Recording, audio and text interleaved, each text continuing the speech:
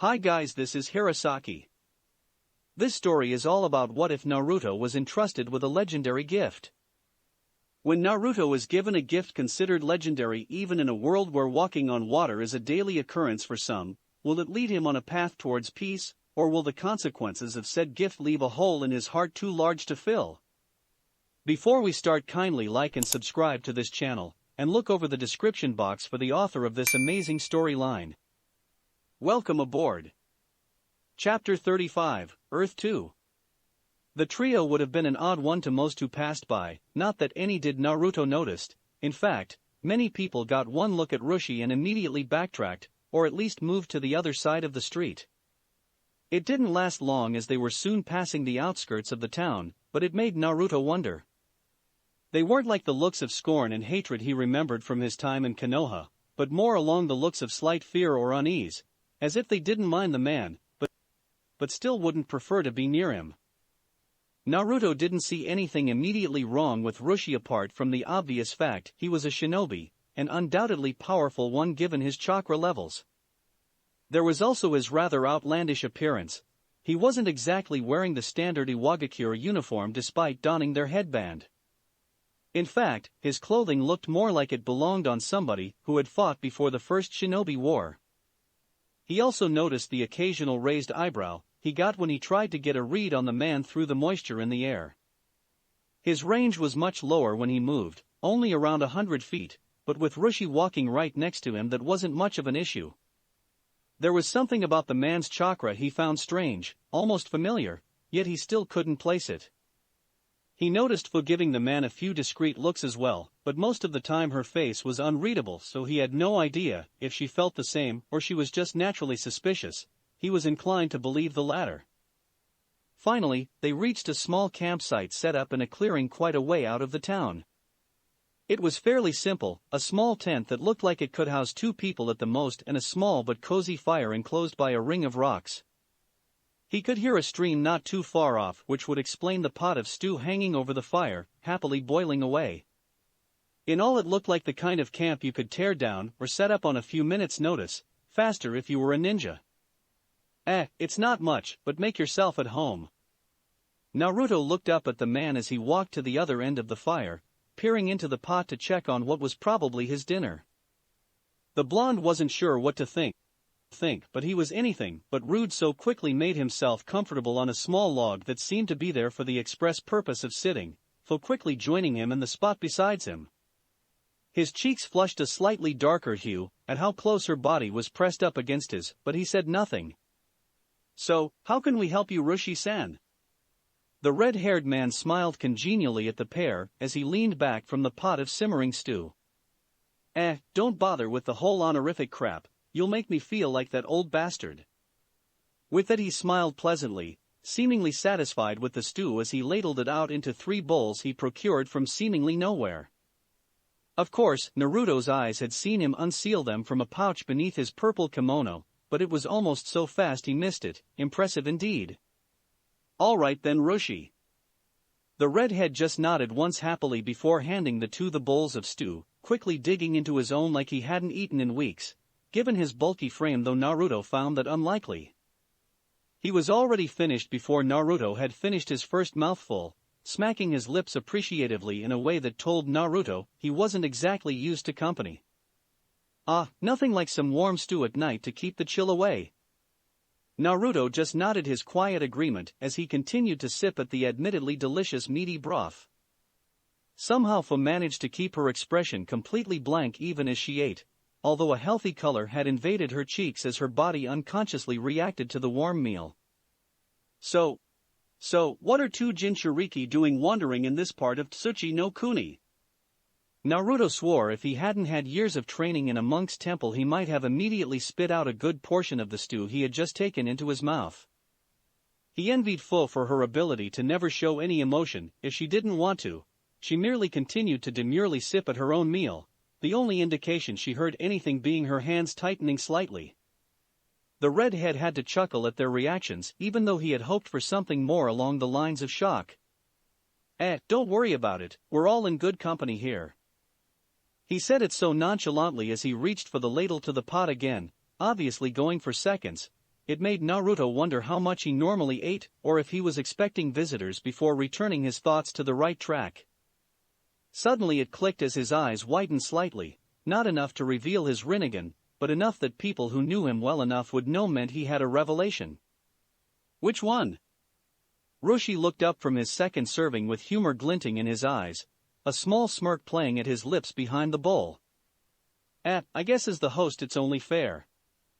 He stood up with an extravagant and over-the-top bow that somehow didn't spill a single drop of his meal. I'm Roshi, Jinchuriki of the Yanbi no Saro. He smiled as his hand did a small flourish that wouldn't have looked out of place in a royal court. Naruto was about to answer in kind when the redhead simply raised a hand, looking at them appraisingly. No need, let me guess. His hand moved to his chin as he stroked his beard thoughtfully, eyes flickering over the pair like an auctioneer might treat an antique. Nanabai, correct? He made sure to look directly at Fo as he talked, so as not to miss the slightly surprised look that entered her eyes, her posture not shifting in the slightest. However, when he looked at Naruto, a frown overcame his features, his gaze becoming more penetrating even as his eyes darted off occasionally, as if his mind was elsewhere. The QB, right? His voice seemed more hesitant at that, lacking the confidence of his statement to Fo. So how does IWA know so much about us? Naruto kept his tone light, but he was already slowly shifting his chakra about in case he had to rapidly leave with Fo. There weren't exactly many ninja who could react before he had a chance to raise his arm. However, his concerns were unfounded as the heavy-set redhead leaned back, letting out a jovial chuckle before quickly returning to his stew as if the tension in the air wasn't palpable. Don't get so worked up, kid. I know because that's what the big guy in my gut's telling me, my connections with Iwagakure are pretty loose. Hell, I'd probably leave if it weren't for Han. His eyes drifted for a moment in thought before he shook himself out of it, returning to his meal to cover up his small hesitation. Naruto just watched him with a critical eye, cautiously eating his food. From the way Roshi was eating it couldn't be poisoned, not that there were many poisons that could actually work on a Jinchuriki anyway. So, what's your interest in us? Roshi looked up, only briefly pausing with the bowl at his lips with a decidedly amused expression. And me? Nothing, I only watched that little brawl you had in the alleyway, because I was bored. I might have stepped in if they had gone too far. A smirk alighted on his face as he drained the last of his dinner in a loud slurp. But that wasn't necessary in the end, was it? He made a pointed look at Naruto, who simply shrugged, a congenial look of his own on his tempered features as he drank at the stew more sedately. It was a stupid reason to fight anyway. The man leaned back on his log, placing the bowl to one side as he looked up, a wistful expression marring his features. Not that there are any good reasons to fight. Naruto said nothing at that, but the smallest of frowns appeared over his brow.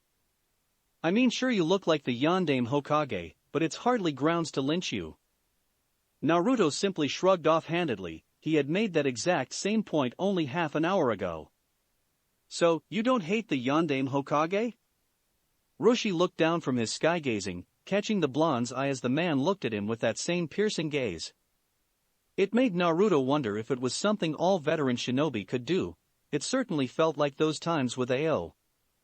Probably not, most people in IWA forget that the old bastard probably killed just as many Konoha shinobi, the Flash just happened to do all of his in one go. At seeing Naruto's raised eyebrow, the redhead clarified. I mean the Sandaime Tsuchikage, Ryatenbin no Oinoki. He followed up with a few muttered phrases that Naruto couldn't hear and felt he didn't particularly want to. But nah, I guess I don't hate him, if anything I respect the man. Naruto looked up at him in surprise. He may have been pretty ignorant of a child, but the fact that IWA and Konoha hated each other with a passion was not lost on him even then. Don't look so surprised, the man had a flea-on-sight order for a reason. Even as Jinchuriki weren't exempt. Hell, the only one who could probably have stood against him was the old bastard himself. He sighed wearily, returning his gaze to the sky as his mind obviously drifted back to older, but not necessarily pleasant, memories. I'm just glad that the war ended before that could have happened, two people like that fighting. He whistled appreciatively as he absently threw a piece of wood onto the dwindling fire. They would have remodeled the landscape.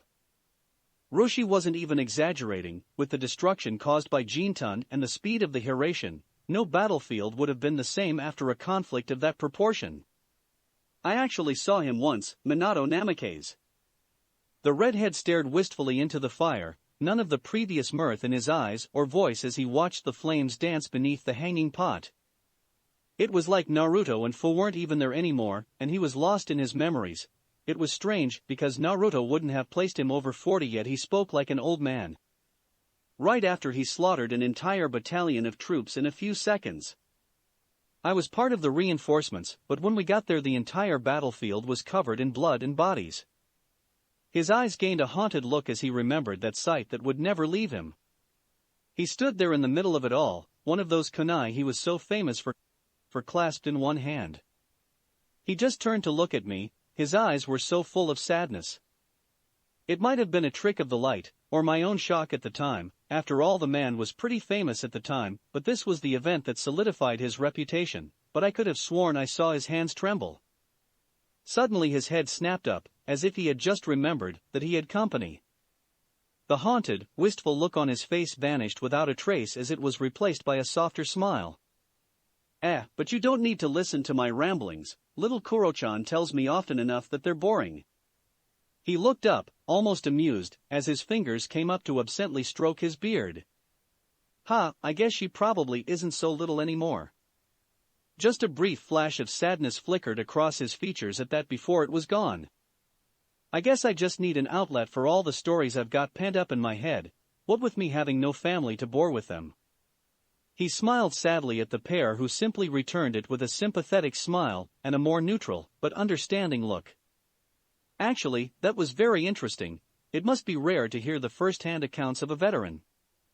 Naruto smiled amicably as he finished his bowl of stew, gently placing it down beside him. I feel honored. At that Roshi just chortled, leaning down to rest his hands on his knees. Kid, the less you hear about war the better, especially with the shit I've been through. Naruto's smile took on a sad twinge at that, but he covered it remarkably well. It didn't escape Roshi's notice though, bringing the whole campsite into a stifling silence. Fu could only sit there quietly, her gaze drifting between her blonde companion and the other Jinchuriki. She had no idea what to do in situations like these to break the tension, and just sat there, quietly eating her stew as the awkward silence prevailed. Finally though, Roshi straightened up, fixing Naruto with a still warm but more curious look. So kid, want to tell me why your chakra signature is so confusing? I can feel Son Goku having a small fit inside me as he tried to figure you out. He keeps telling me he can feel more than two of his kind in you too, but that's impossible, and I can't sense anybody but us nearby. Naruto's eyebrow rose slightly as he wondered by what means Roshi could sense people. So, you talk with your tenant? You have a good relationship then? The red-haired man's eyes narrowed slightly as the blonde redirected the question but answered nevertheless. I can't boast perfect control like the Kumo Jinchuriki can, but Jimmy and Son Goku have a dialogue at least. He's not exactly the easiest guy to get along with and he's prideful as all hell, but in the end, you live with somebody for over 50 years, you learn to either hate them completely or at least tolerate them. Naruto chuckled at that. He could certainly relate in that sense. It seemed the Yanbi, or Son Goku, was quite similar to the Kyuubi in a way. However, Roshi's gaze was now firmly fixed on Naruto, as the younger blonde struggled for an answer. Well, I guess you could say I'm special, you see. He was cut off as Roshi raised an hand, waving it dismissively as he rubbed his beard with his other hand. Actually, I've got a better way, come on, your girlfriend can join in too. With that, he simply raised a fist out in a way Naruto recognized from Karabi, and the blonde looked at it confusedly. Roshi just looked at the two of them expectantly before Naruto hesitantly raised his own hand to complete the fist bump, Fu gently nudging her own hand in from the side. Naruto was about to comment about what they were doing when he suddenly felt a tug in his consciousness like the times when he meditated to enter his seal. When Naruto opened his eyes again, not remembering closing them, he found himself in a large white expanse with no discernible edges or landmarks. The only notable thing was the fact it seemed to get darker the further away he looked. Suddenly he realized he wasn't alone. It was a strange sensation as he understood that the others had been there all along, but it was like he hadn't been able to notice them before now. He found out soon enough when he heard a deep and decidedly ominous growl reverberate beneath him. "I suggest you remove yourself from my head, Nin-Gen, before I decided to simply swallow you, as much as it would degrade me to eat one of your wretched kind again." Naruto looked down only to see an expanse of orange fur that was surprisingly coarse for how soft it appeared from afar. Quickly jumping down off the Kyuubi's head, he noticed that it wasn't just the two of them. Shikaku, Matatabi, and Isaba were also there, although the latter was still somehow unconscious. "Where are we?" Naruto found his voice surprisingly calm given that there were no bars between him and the Kyuubi, and the giant fox didn't look to be all that pleasant today. The fox grunted as he looked around, seemingly looking for something as his shrewd red eyes pierced through the blank, monotonous world. "It would appear Son Goku's container has drawn us into the Seishin Sekai." It was Matatabi who spoke, sounding as sleepy as a giant beast of cerulean flame could, languidly stretching out while eyeing the Kyuubi carefully. Luckily the fox didn't seem to be in a mood to move or attack his fellow Bijou, content for now to simply lie there and glare angrily at nothing. "It is kind of shared world we Bijou, and by extension our Jinchuriki, can enter to communicate." The Kyuubi snorted at that but didn't look in their direction. "Although we haven't used it in centuries, it requires us to be relatively close or, in the case of the Jinchuriki, to be touching." Naruto noticed Shikaka seemed surprisingly quiet. In fact he had been as of late, but he didn't question it. "Naruto." Naruto turned towards the voice he knew to be Fuzz. It appeared from nowhere accompanied by a loud and rather obnoxious buzzing. Suddenly, as if they had walked through some invisible doorway, Fu and the Nanabi melted into existence near them, giving Naruto his first glimpse of the Nanabi no Kabutomushi. It wasn't quite what Naruto would have expected from a Bijou, mainly due to the fact it didn't actually have 7 tails. It was an oddly mismatched creature, reminding him of a cross between a rhinoceros beetle and a glowworm with its blue visor-like face and bright yellow abdomen. The most noticeable thing though were the 6 large, bright yellow wings that fanned out behind it, emerging from the base of its body in a way that you wouldn't immediately think would allow it to fly. The final tail actually was a long and thin, spindly appendage that flailed behind it as it hovered, buzzing almost excitedly. "It's been a long time, brothers, sister." The Nanabi's voice had a distinctly buzzing quality, as if it was trying to speak through a fan, yet at the same time, in that same strange way as Matatabi, Naruto couldn't help but think its voice sounded somewhat feminine. Also strangely, the giant insect had a strange, uplifting lilt to its voice, far more cheerful than he had seen any of the other Bijou, except maybe Shikaku, but the Nanabi definitely lacked his insane qualities, probably for the better. "Yes, so many of us have not gathered together since the passing of father." A new deep booming voice that was intimidating, but not on the level the Kyuubi could muster, made itself heard. Everybody besides the fox, who was more content to simply glare at everything as if he would rather be anywhere but here, turned to look at the newcomers. Riding in on an enormous red-furred gorilla with 4 thick tails was Roshi, seemingly perfectly at ease as he casually stood atop of Bijou's head. "Greetings again, Naruto, Fu."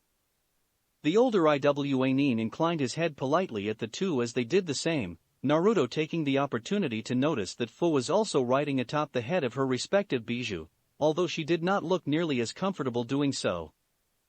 "So would anybody care to tell me why I was dragged into this horrendous meeting of some of my least favorite beings on this earth?" The Kyuubi seemed to make an effort to keep his voice decidedly bored and apathetic, but it still carried an edge of irritation.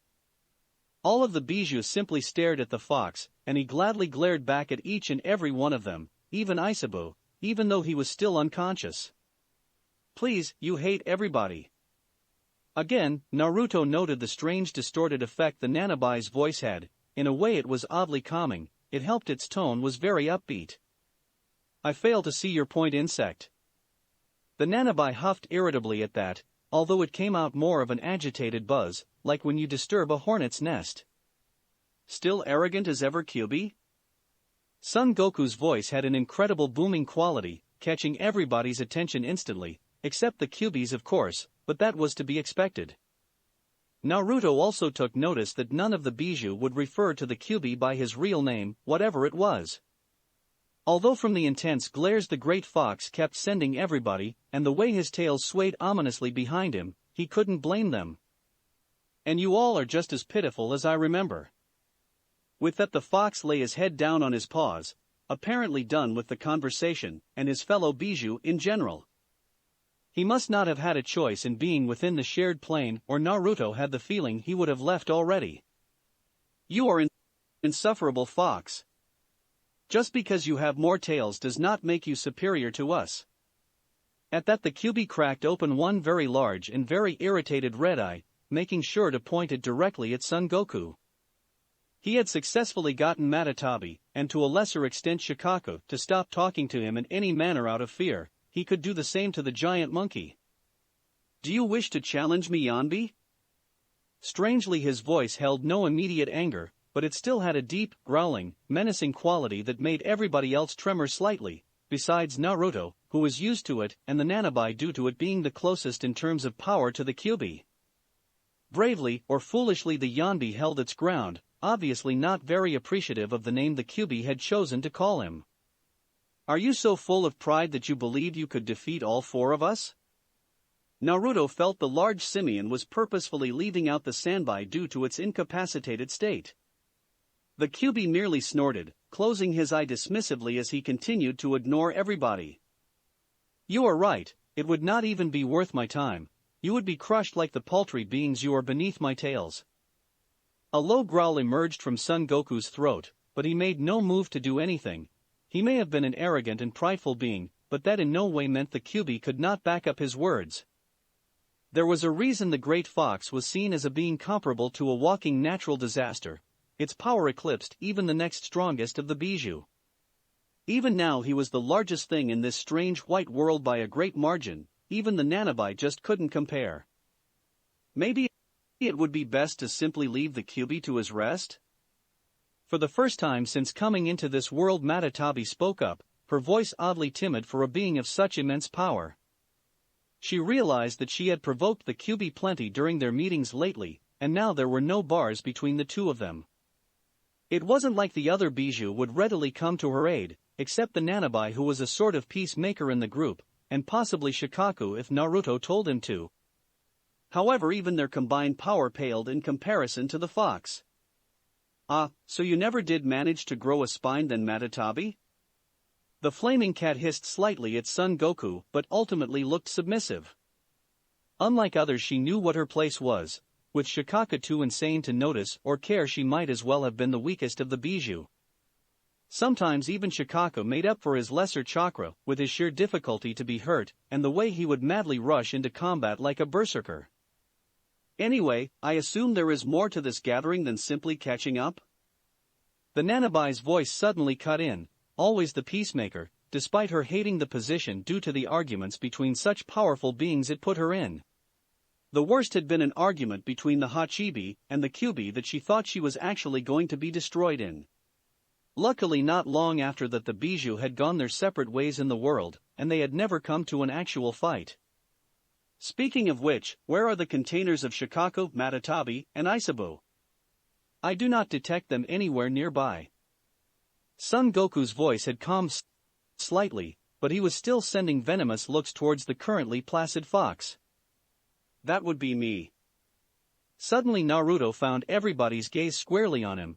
It was a little unnerving given that besides Roshi and Fu, the others were all beings of incomprehensible power. He weathered the critical stares of the Nanabi and Yanbi, though, until both gasped as he opened his eyes. "How is this possible? How does this Ninjen have father's eyes?" Surprisingly, this came from the Nanabi, who had immediately hovered closer to Naruto, trying to peer closer into his eyes despite their rather large-scale difference. To help, he hovered a little way off the ground, only adding to the large insect's wonder. "He even possesses father's powers."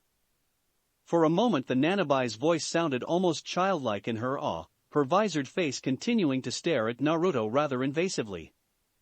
The growl emanating from the Kyuubi's throat went mostly ignored, although Isaba stirred slightly. "Hi, I'm Naruto Uzumaki." The great insect Bijou nodded slowly, still entranced by the swirling ripple pattern that had been such an important focus in her young life. "I am Chome." Finally, the Nanabai seemed to snap out of her self-induced trance as she leaned back, forcing Fu to grab the horn on her head to stop herself being thrown off. "But you can call me Lucky Number 7 if you want." Naruto blinked at that, wondering just who had called Chome that, ever. "A pleasure to meet you, Chome, Son Goku." The large insect bristled at that, a shudder running down her wings. She hadn't been called by her name in far too long. A loud huff echoed from behind them as eyes turned to Son Goku, staring at the much smaller blonde appraisingly. "So, you go around wielding the eyes of our father, the most powerful ninja to ever live? What makes you worthy of such an honor?" Naruto smiled in what he hoped was a placating manner. He could see this was a rather touchy subject for the large primate. "Nothing, I do not deserve to have such power, nor have I earned the right to wield these eyes." Many of the Bijou blinked in surprise at the brutally honest, and at the same time incredibly humble answer. Even the Kyuubi cracked open a single eye in interest for a brief moment. "But hopefully I can use their power for something that will make me worthy." He smiled brightly as he floated higher into the air, until he was eye level with most of the Chakra creatures. "Because my dream, my goal is to bring peace to the world, and that includes the Bijou. I wish to take the hate that has been placed on you over the years, and help you find freedom." Silence resonated through the blank space as everybody stared at him. His voice sounded powerful, echoing through the empty plane as everybody's eye were firmly fixed on him. "And this is why you have made yourself the Jinchuriki of 4 of us? A feat that would have seen any other ninja burned from the inside out? How do we know you aren't simply like the rest of your deceitful kind, using us for our power to fill that insatiable hole all humans have in their heart for power?" Naruto smiled softly at the Yanbi. It seemed the Kyuubi wasn't the only Bijou with a deep-seated resentment towards humanity. "You can't know, and nothing I say now could prove you wrong anyway. But I promise you that I will do everything in my power to lift the hatred from this world. And I never go back on my promises." Again, his voice rang out strongly, captivating even the other Jinchuriki in the shared mental space. Finally, it was Nanabai who broke the silence that had overcome the area again. "You are an interesting ninja. From what brief glimpses of the world I get through Fuchan, I see you are kind and strong." Then the Nanabai, the third strongest being in perhaps the entire world, did something nobody expected. The enormous winged beetle bowed its head forward subserviently. If it had a mouth, then a small smile would be playing across it. Instead, it released a happy but anxious hum. "I am willing to place my faith in humanity one last time, in remembrance of our father whose dreams so closely matched your own." Naruto just blinked in shock, suddenly feeling incredibly self-conscious of the enormous weight that had placed itself upon his shoulders with her words. "As do I." Matatabi adopted a similar pose, bowing her flaming head towards Naruto, only increasing that feeling of weight pressing down on him. "Yeah, Shikaku will help father because Shikaku wants father's dream to come true." Naruto felt himself breathing faster as the large sand construct also bowed his head, although it appeared to unbalance the Ichibi slightly, making the gesture seem rather clumsy. His eyes flickered to the Yanbi, not quite knowing what to expect from the giant ape as it stared at him with the same appraising look Roshi had before. "I will never bow to a mere child." Naruto felt himself deflate slightly at the words, but it appeared so Goku was not finished. "However, I have never seen one move my siblings in such a way since our father's passing. You are certainly an interesting ninja, and for now I will place what little faith I have in your measly race upon your shoulders." With that, it huffed in a manner reminiscent of the Kyuubi whenever he had to salvage his pride after saying something not completely hostile or malicious. "It was nice to meet you, Naruto-kun, take care of Fuchan for me." Naruto watched as the Nanabai faded away, waving one of her spindly arms at him rather happily. The Yanbi soon faded as well, just leaving Naruto with the 4 Bijou he knew so intimately until they too vanished. Naruto sighed wistfully as he looked around. he suddenly felt very heavy as he dropped to the floor. His eyes were wide with wonder, not quite believing all of that had just happened. Eventually, though, his vision started to fade away as his consciousness slipped from the shared realm. Chapter 36, Earth 3. It was already late by the time the three Jinchuriki woke up from the Seishin Sekai, so Roshi graciously allowed the two to stay in his camp for the night. Naruto had sensed no malicious feelings or underhanded schemes from the man, so he accepted. Luckily, his impressions seemed to be correct, and when they woke up the next morning, nothing seemed out of place. In fact, they had woken up at first sunlight, while Roshi seemed more than content to snore away the morning, looking to have no plans on waking up anytime soon. Naruto and Fu amused themselves by discussing what had happened the previous night. Fu especially seemed troubled by it all. Meeting the Nanabi was an eye-opening experience for the mint-haired girl. She still vividly remembered the malice and hatred she could feel, and had to control, when she used the Bijuu's chakra shroud. To see the rather happy and exuberant Chome shook that ingrained image she had of violent and merciless Bijuu. She actually felt a shred of guilt at so callously using the Nanabi's chakra, without her permission, feeling like a thief. Naruto had reassured her that he would teach her a method of meditation, so the two could communicate better. After all, one of his mantras was that understanding is the basis for any healthy relationship and the first step at erasing, or at least healing hatred. So, the rest of the morning, up until Roshi awoke, Naruto had been teaching Fu how to lose herself to her inner subconscious via meditation. They had been making good progress before a certain sleepy redhead interrupted them, mumbling about breakfasts and unruly Bijuu. Finally, when the trio had finished their breakfast of leftover stew, something Roshi seemed perfectly content with but left Naruto and Fu a little green, everybody seemed awake enough to hold a conversation. Naruto and Roshi were sitting across from one another, staring over the dying embers of the small campfire while Fu was off to one side, her eyes closed in concentration and her legs crossed in a decent attempt at a meditative pose. "So kid, now that the morning's begun properly, I guess we have things to talk about." Naruto had to suppress a sweat drop from making itself apparent on his forehead. It was nearly 11 o'clock and Roshi only now considered the morning having begun? He had a feeling the man and his senpai would not get along all that well. "What would you like to start with?" Naruto was all for talking. Roshi had proven himself somewhat reliable in the short time they had known him, and he had a good relationship with his tenant, which was a plus in Naruto's eyes. As long as what they talked about didn't endanger anybody Naruto cared about, like his fellow monks at the temple or Fu, of course. How about those fancy eyes of yours? I've heard of the Rinnegan before, but only as a legend.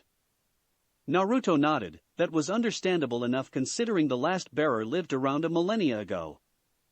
Plus, with the Uchiha being wiped out to near extinction, and the Hyuga rarely leaving Konoha for long, it wasn't often people got to see one of the legendary three Dijutsu anymore.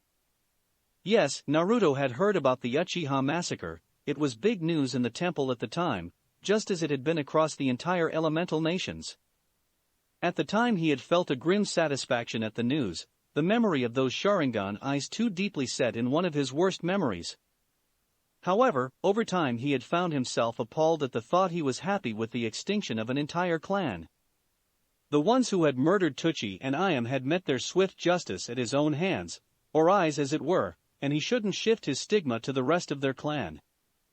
Of course, that didn't stop the Kyuubi from rejoicing in his own menacing way when he had heard the news. It was the first and only time he had seen the great fox smile in a non-menacing way. I guess that's a good enough place to start. I'm not going to tell you anything of my abilities, but I'll tell you that I awakened them when I was young, and I am unable to deactivate them. Roshi just nodded thoughtfully. The boy's reservations about revealing his power were understandable, even if it didn't sate his curiosity. So where exactly are you from, kid?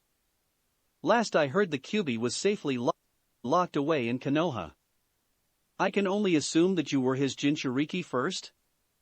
Naruto nodded quickly, wondering how the man could know that but letting it slide for now. Roshi had already revealed indirectly that he was incredibly shrewd when he needed to be, sometimes making eerily accurate observations based on very little evidence. Yes, I was originally from Kanahagakure no Sato, but shortly after awakening the Rinnegan I lived at the Fire Temple where they helped me understand my power. At the time I was unaware of what I held, but certain circumstances opened my eyes to it. He wasn't going to tell anybody about Sora. The boy didn't need that kind of attention. After all, Suedo Jinchuriki were as sought after as the real thing. Kinkaku and Ginkaku were excellent example of just the kind of shinobi they could grow to become. Alright then, what about the others? You've certainly been busy. If I'm right, the Ichibi is from Suna, the Nibi is Kumo's, and the Mizukage of Kirigakure was the Jinchuriki of the Sanbai last I checked. Roshi wouldn't admit it, but the power that would suggest in the boy frightened him to no end. Jinchuriki were some of the closest guarded secrets any hidden village had, especially Kumo, who went to extreme lengths to keep them safe. The fact that this boy might have been the one to take down Akage, as he saw no other reason why he would be the one to hold the Sanbai, was equally unsettling. I travel a lot and things tend to happen around me. Naruto sighed at that. He wished he was exaggerating, but if he didn't know any better, it was like Inari the deity himself was following him around, purposefully tipping the scales against him. If it helps though, the method I used to extract the bijou doesn't harm the Jinchuriki. In fact, it actually gave them a rather large boost in their chakra reserves due to the influx of chakra leaving their body, stretching their pathways in coils. It would worsen their control quite a bit, but nothing more training couldn't fix given time, and as he had seen with Gaara, their bijou-given abilities remained with them. So, you could extract Son Goku from me without me dying? Roshi's voice was more curious than actually suggestive, but Naruto couldn't help but raise an eyebrow at the older man. From what he had gathered, the two shared a good relationship, even if they didn't always see eye to eye due to the Yonbi's pride. Would you want me to? Roshi sighed heavily, probably the most negative thing the blonde had seen from the older Jinchuriki. I'm gonna level with you, kid, I'm pretty old. I may not look it, but I'm 56, and I've seen far too much in my lifetime. I'm probably the oldest living Jinchuriki, and trust me when I say it weighs heavy on your shoulders after this long. I haven't seen the village I was raised in for over a decade, and I've been wandering around Tsuchi no Kuni like a hermit for even longer. Another weary sigh escaped his lips as he leaned down so his elbows rested on his knees. I'm tired and old, and soon enough they're going to recall me to the village, so they can switch Son Goku into a fresh young Jinchuriki, and start all over again. He snorted derisively at that, and Naruto couldn't help but share the sentiment quietly. I don't want to condemn some poor kid to a life like that, hated and ostracized for something that he has no control over. He looked up with a small smile that, for the first time since Naruto had met him, reached his eyes. With you here, and what you can do, then I don't have to. You said your goal is to free the bijou, right? Then I can bring you one step closer to that, and at the same time my burden is relieved. He chuckled to himself as his eyes gained that far-off melancholic look. Maybe I could go visit little Kuro-chan again. He quickly shook himself back to reality with a warm smile aimed at Naruto. What do you say? Naruto just blinked in surprise before a smile of his own made its way onto his face. It was the next day, and the atmosphere was light as Naruto and Fu said their farewells to Roshi. The older redhead was already in the process of packing up his camp as the duo began to leave. The tent was disassembled and the fire was doused. Before they went much further though, Naruto felt a hand on his elbow, pulling him back. Roshi had him by the arm, but wasn't looking at him, instead fiddling with a pouch underneath his kimono before victoriously pulling out a small scroll and handing it over to the blonde. I almost forgot, your friend mentioned you were looking for earth manipulation techniques. I wrote down what I knew here plus a few notes to make it a bit easier on you. He smirked as he patted the smaller blonde on the back before grinning. It's the least I could do for you. Naruto just nodded thankfully, a smile of his own on his face as he walked away, waving all the while to the strange but kind redhead. He caught up with Fu, who had been waiting for him further along the forest path, and after briefly explaining what Roshi had wanted she simply nodded, and they continued. As they walked, Naruto found his mind wandering onto the scroll in his hand, earth manipulation as the last of the elements he had to master. He wondered if anybody else had ever attempted to master all 5 of the elemental transformations, except for the original sage. However, soon his mind drifted from even that as he began to think about chakra itself, the concept that had eluded him ever since he had begun this journey. Naruto. He sighed wistfully as he thought about all the things he had learnt on his journeys. So many questions had been answered over time, but even more had been raised as a result. Naruto?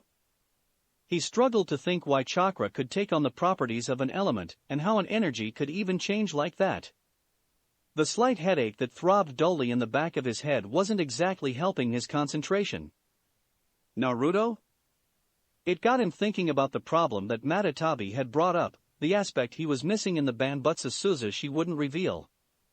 She had said he had to understand the nature of chakra to complete it, but that was exactly the problem he was struggling with. Perhaps once he mastered the earth transformation, he would gain some insight. He frowned as his head throbbed again, his vision beginning to blur heavily. Naruto. Fu caught the blonde quickly as he suddenly dropped like a puppet with its strings cut. She had noticed he was looking pale, and he had begun to sweat despite the fact it was rather cool out, but he seemingly hadn't heard her when she called him. Now, he was lying in her arms, clearly unconscious with a pained expression on his face. The girl barely showed it, but she was incredibly worried for her friend. She had never been sick. She had never seen Naruto get sick despite all the rain they had traveled through, and as far as she knew Jinchuriki couldn't get sick, so she was rather helpless here. She realized the two were rather exposed out in the middle of the path. Bandits would be no problem to hear, but shinobi were a different story. Fu was confident in her abilities. It helped she was a Jinchuriki, and had recently come out of a war which definitely helped to hone her abilities. However, a normal squad of Chunin with a Jounin commander would probably be enough to make her access the Nanabai's chakra, and that would be enough to draw the attention of other Jounin in the area. This deep in Tsuchi no Kuni, where they were closer to Iwagakure than the border, that would be a mistake.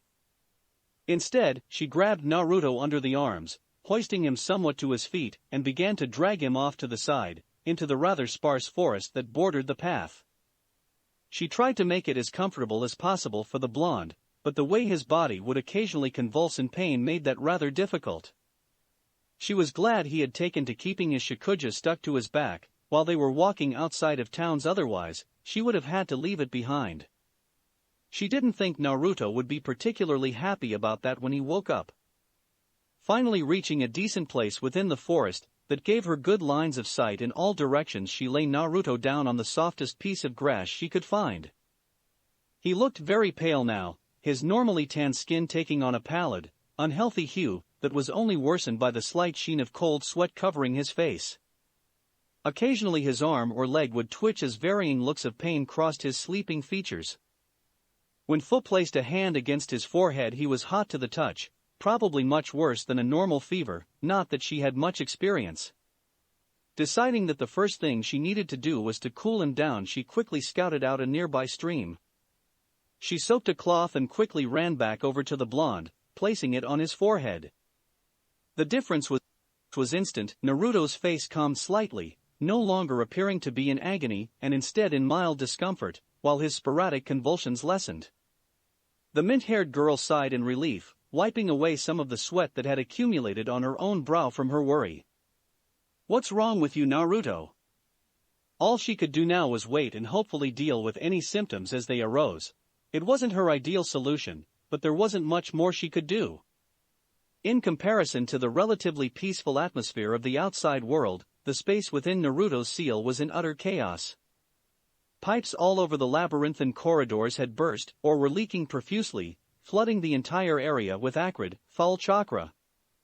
It burned away at the ground, walls and anything else it came into contact with, causing even more damage to form on the pipes, perpetuating the cycle. Even deeper within the maze-like structure, the room that had now become octagonal with 5 cage doors occupying the walls was slowly filling with the water-like chakra. Right in the middle, almost peacefully floating atop the miasma of thick, virulent chakra, was Naruto. He was clearly unconscious, much to the worry of some of his tenants watching on from within their respective cages. The vile chakra was even leaking into their cages, a testament to just how weakened the seal had become if the boundary between tenant and jailer had become so flimsy. Father. Shikaku was worriedly pounding on the bars of his cell, desperately trying to awaken the slowly drowning blonde. He seemed uncaring that the water pooling around his lower body was slowly eroding away at his sandy body. Naruto. Likewise, Matatabi was doing her best to catch the blonde's attention before he became lost to them completely. At this rate, it would actually be rather easy for the bijou to force their way out of their seal. They would of course have to wait to regenerate, but Matatabi didn't want that to be at the cost of Naruto's life. The blonde had shown he genuinely cared about the bijou, and she hadn't seen that since their father's passing. What is wrong with the ninjen? Son Goku was watching curiously from his new cage, somewhat of an improvement compared to the far more shoddy seal that had contained him within Rushi. He turned to the Kyuubi's cage where the fox was also watching impassively, his red eyes narrowed at Naruto. Unlike the others who were now standing in the water leaking into their cage, there was a small field around the Kyuubi that was completely dry. He refused to be touched by a human's chakra. It was insulting. The worthless ninjen has overstepped the limit of his weak body. He had not yet fully assimilated the turtle's chakra before absorbing your own. It put far too much strain on him, and sent his feeble mind into shock. This is the price he pays for his hubris in thinking the sage's eyes would see him through any situation. His words were cold and were practically a growl. In honesty, he would prefer it if Naruto lived. Reforming was a painful process, and as the strongest bijou, it would take him the longest out of the 5 of them. With the human alive, there was still the chance of him being released or finding his own way out. Father. The fox's words only added to Shikaku's hysteria as the tanuki frantically pounded the cell's bars. However, even as weak as the seal had become, he was nowhere near strong enough to cause any kind of damage. In fact, out of all of them, only Son Goku and the Kyuubi might have been able to break free, although the former didn't look to be doing anything and the Kyuubi looked less than interested in even moving. What can we do? Matatabi herself had only grown more desperate. She could no longer hit the bars of her cells as the water had encroached on her cage too much, and she was afraid of being weakened by her flames being doused. She still managed to see the penetrating gaze the Kyuubi sent her way, its open red eye firmly locked on her, silencing any other cries she might have had. Be silent, you miserable cat. With that, the fox lazily moved one of its tails, hesitating for a moment as it swayed before the bars of his cells before pushing it between the gaps. Normally this would have been impossible for him, but the seal had truly become a shade of itself without Naruto managing the enormous quantities of chakra within himself. Briefly the fox's lips twitched and its eyes narrowed, but he didn't make a sound. Matatabi watched in awe as the long orange tail reached across the flooded room, the furs smoking slightly as if it were being constantly electrocuted. There was a reason the cell's manifestation only needed to be bars. Were the bijou to try and reach outside of the cage, they would feel immense pain. She could only imagine how agonizing it must be for the Kyuubi, especially using his tail, which was the most sensitive part of a bijou. Finally, the smoking tail of chakra reached where Naruto was floating in the water, his body dipping dangerously low and only his head not submerged. For a moment the Nibi thought the fox was going to skewer the boy on the tip of his tail. It certainly looked that way from how the Kyuubi was angling it, point down. However, to her surprise, the fox merely poked the boy on the forehead, gently even, in a way she would have never thought possible for the malicious being of destruction. There was a momentary flash of light before the water level in the room began to drop, slowly filtering away as the Kyuubi quickly retracted his tail, never once showing his pain. Foolish ninjen. The Kyuubi huffed before closing his eyes in disdain, offended that he was forced to debase himself and save the pathetic human. The other bijou were simply in shock. If they hadn't known any better, they would have sworn the Kyuubi just did something out of kindness, even though his demeanor said otherwise. Shikaku didn't seem to care either way, but he at least seemed happy Naruto was no longer in any immediate danger. Sure enough, when Matatabi looked back, shaking herself out of her shock, Naruto had disappeared from the seal. Fo had sat in that clearing watching over Naruto until the sun had set, sending the forest around her into a serene twilight that clashed horribly with the tumultuous feelings of worry in her chest. She had set up a fire to keep her and Naruto warm, but there had been no change in his condition. If anything, he seemed to get worse. She couldn't explain it, but Naruto seemed to be sending out random pulses of chakra at irregular intervals. It worried her because sometimes she could feel the distinct pressure of Bija chakra with the pulses. Even stranger though, once the chakra pulsed out of his body, often accompanied by a small groan from the blonde, he seemed to subconsciously draw it back into his body with his preta path. For that at least she was grateful, as she couldn't be sure who might have noticed the copious amounts of chakra he was just throwing off in his unconscious stupor. If she hadn't been there for herself, she might have, though a fight was taking place between two very powerful shinobi. Unfortunately for her, she hadn't been the only one to notice this. These random bursts of unrestrained chakra had managed to catch the attention of a nearby shinobi patrol. In her worry over Naruto, and her senses being disrupted by the chakra saturating the air around them, she hadn't managed to notice them until they were practically in the clearing already. Quickly she found herself caught off guard by a pair shinobi. She would have guessed Chunin, but it was hard to tell with her senses so distorted as they were. "Ha, it's just two kids, Kuratsuchi. Are you sure this is what you felt?" Luckily the squad seemed confused themselves, looking at her and the unconscious blonde beside her strangely. The one who spoke was a rather hulking boy with a decidedly dumb expression on his confused face. He had a large, bulbous nose squished between his bloated cheeks that were red from the running he had obviously been doing. He wore a two-sleeved version of the usual IWA uniform with a large yellow scarf, and his forehead protector attached to a dull red bandana. "Shut it, Akatsuchi. Yes, I'm sure I felt it coming from here. Stop questioning me and just do something not completely moronic for once." For raised an eyebrow at the two's behavior. From their names and mannerisms between one another she would have pegged them as siblings, however the two looked nothing alike. The one who seemed to be in charge was an older girl, maybe 14 or 15, with short black hair and pupil-less pink eyes, wearing fishnet leggings and the standard one-sleeved IWA outfit.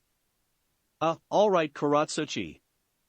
With that, the much larger boy, whose age was indeterminable due to his improbable size, wandered off from the clearing.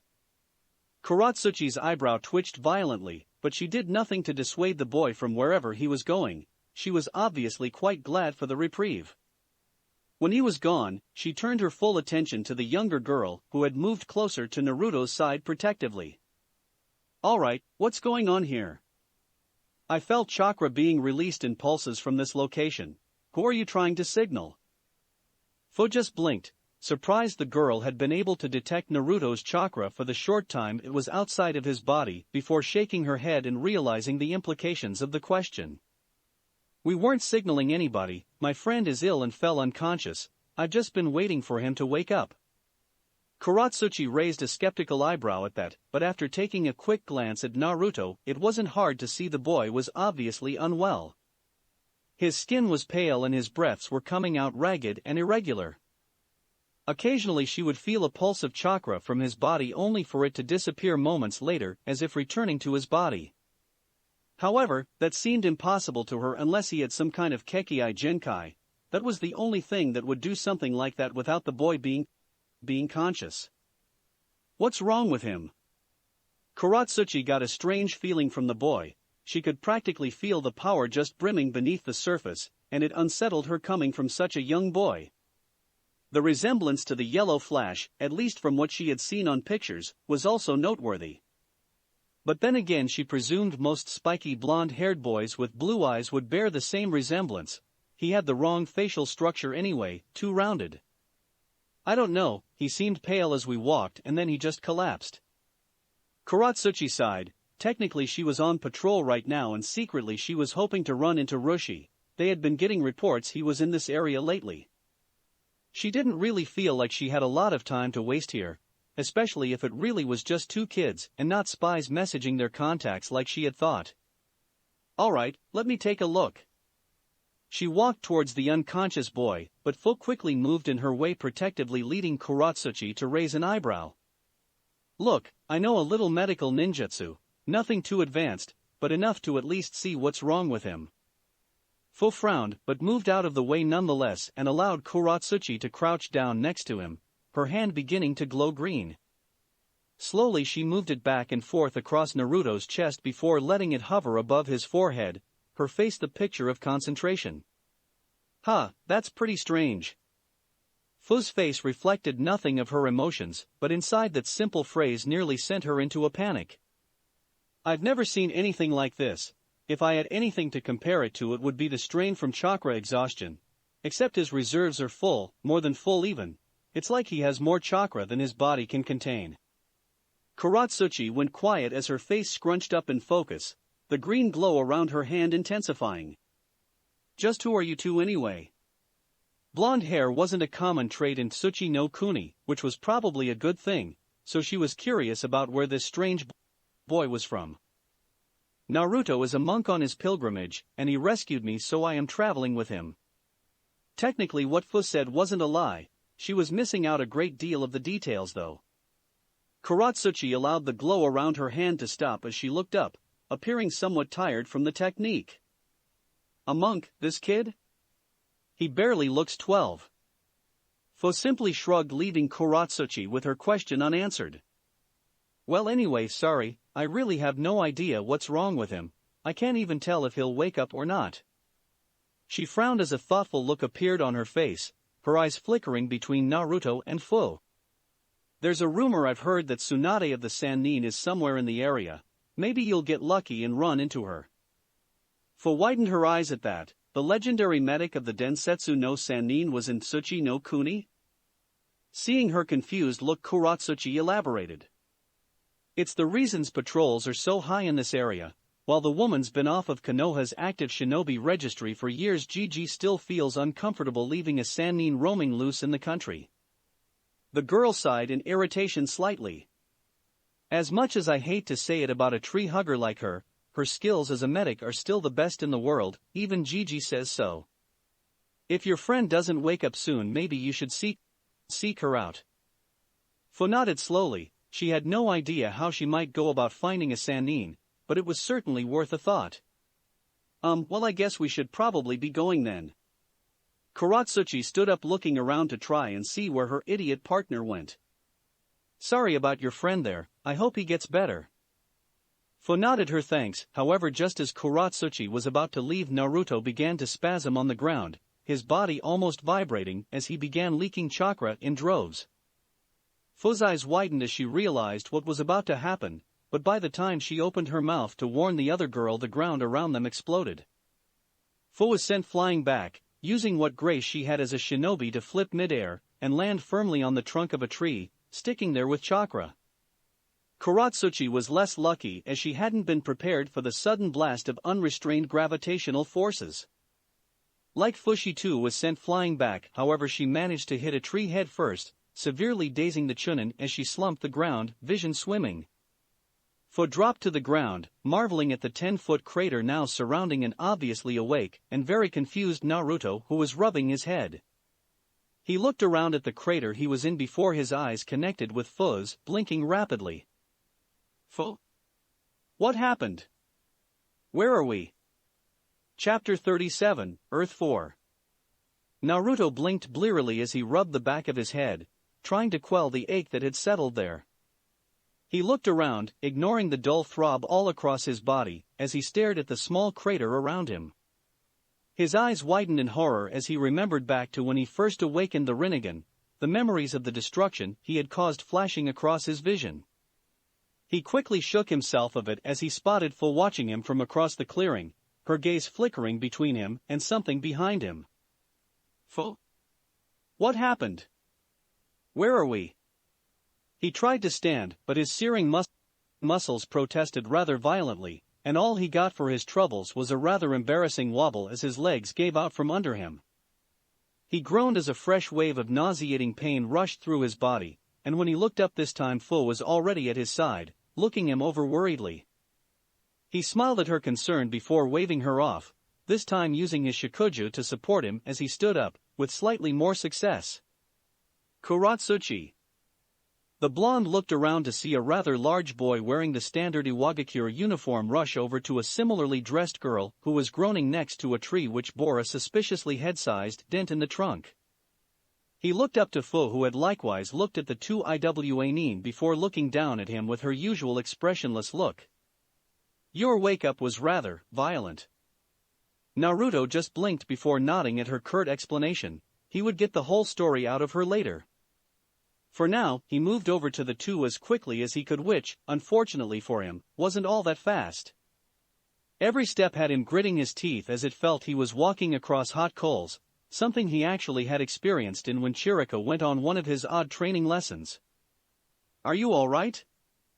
The girl, or at least he assumed it was a girl from her facial features, the short black hair and rather boyish frame made it difficult to tell, managed to crane her neck up to look at him. Naruto was rather taken by her pupil-less pink eyes. Like Fu's, they were rather exotic, but he quickly shook his head of it as he looked down in concern. Oh. On Kuratsuchi's end, she had looked up only for her bleary vision to feed her a rather odd sight. The fact her mind was particularly muddled from the blow didn't help much. She found herself looking up at a decidedly cute boy with sun-kissed blonde hair framed by the sun, giving him an almost saintly look. This was accentuated by the monk robes he wore and the staff he was leaning on. She found her eyes locked on his, even though from the way he was squinting she couldn't see what color they were. Whiskers. She chuckled lightly, reaching up to poke at the boy's thin black birthmarks before reality crashed down on her, halting her hand a few centimeters from the blonde's now rather amused face. She snatched the offending limb back before standing up with all the grace she could muster as a proud Iwagakure kunoichi. Unfortunately, with a head injury that left her dizzy and disoriented that amounted to her suddenly tripping on her own feet, straight towards the surprised monk. As she fell, her eyes clenched shut, her mind already going through all the numerous jokes Akatsuchi would most definitely make at her expense after this. However, after a few seconds went by and she didn't find her face firmly planted into the ground, she tentatively opened them a crack. To her surprise, Naruto was holding her up by her waist, a concerned look etched on his whiskered features that managed to put a hint of red on her cheeks despite the fact he was a few years younger than her. Now looking at him, without her vision swimming and distorting everything, she could see him quite clearly, and the resemblance to the yellow flash was stronger than ever. She shook her head of it, refusing to acknowledge the fact she had wondered if he would grow up to be as handsome as the man before coughing indignantly and straightening out her clothing. Thanks for that. Naruto simply nodded pleasantly, his face still showing hints of concern for her, something that confused the girl considering she lived in Iwa where shows of emotion were considered weaknesses that could be exploited. Of course, you're not hurt, are you? Kuratsuchi bristled at the implication that she was injured, like she was that weak. Of course, when she glared at him, she found her angry rebuttal dying on her tongue, and her features melting back into a look of hastily covered-up confusion. For some reason she just knew that Naruto wasn't implying she was weak, he was just honestly concerned for her. This of course had her at a loss, as she had only met the boy and as far as she knew he didn't even know who she was. No. It wasn't like she hadn't seen people concerned or her before. When she was on her genin team, her sensei had often had that same look when she managed to injure herself training. Of course that was most likely due to the fact she was the honored granddaughter of the Sandaime Tsuchikage. Naruto's face switched to one of relief as he leant back slightly, once again leaning on his shikuju heavily. That's good, I wouldn't know what I would do if I had somehow injured you. Kuratsuchi nodded dumbly before her pride as a kunoichi finally broke through her confused exterior. Of course. It would take way more than a stupid knock to the head to take me out. She found her chest swelling at her own declaration, but Naruto's look of quiet relief didn't change, he just nodded once with a small chuckle. Good, now if I may, just who are you two? Kuratsuchi and Akatsuchi just blinked once in surprise. Naruto and Fu were once again back on the road, the former looking much better than he had a few hours ago. It had taken liberal use of his Preta path, but Naruto was now almost back to 100%.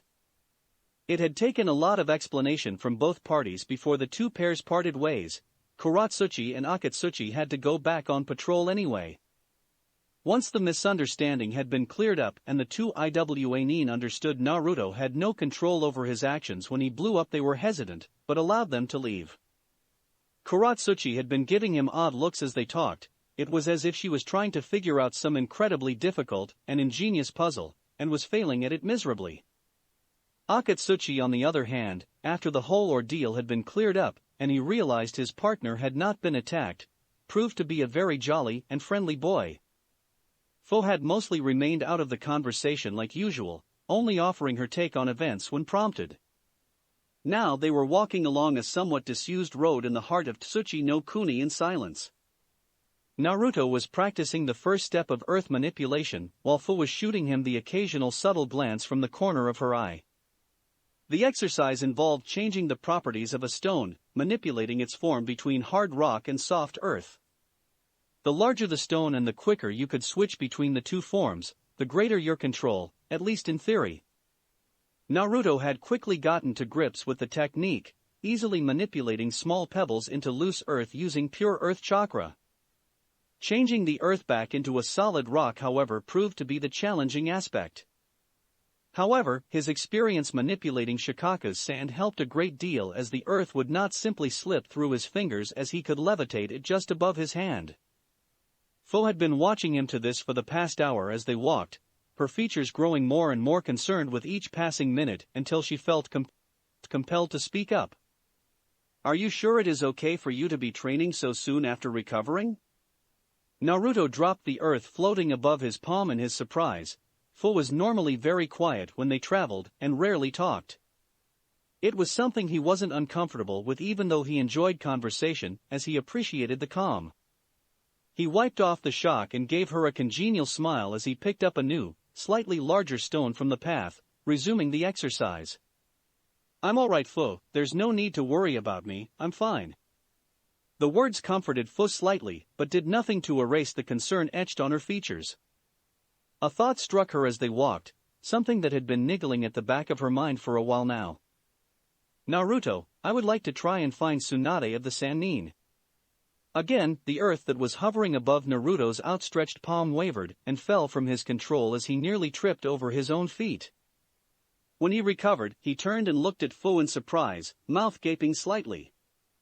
"What? Why?" Fo almost giggled at his ungraceful display before righting herself as a sad frown overtook her features.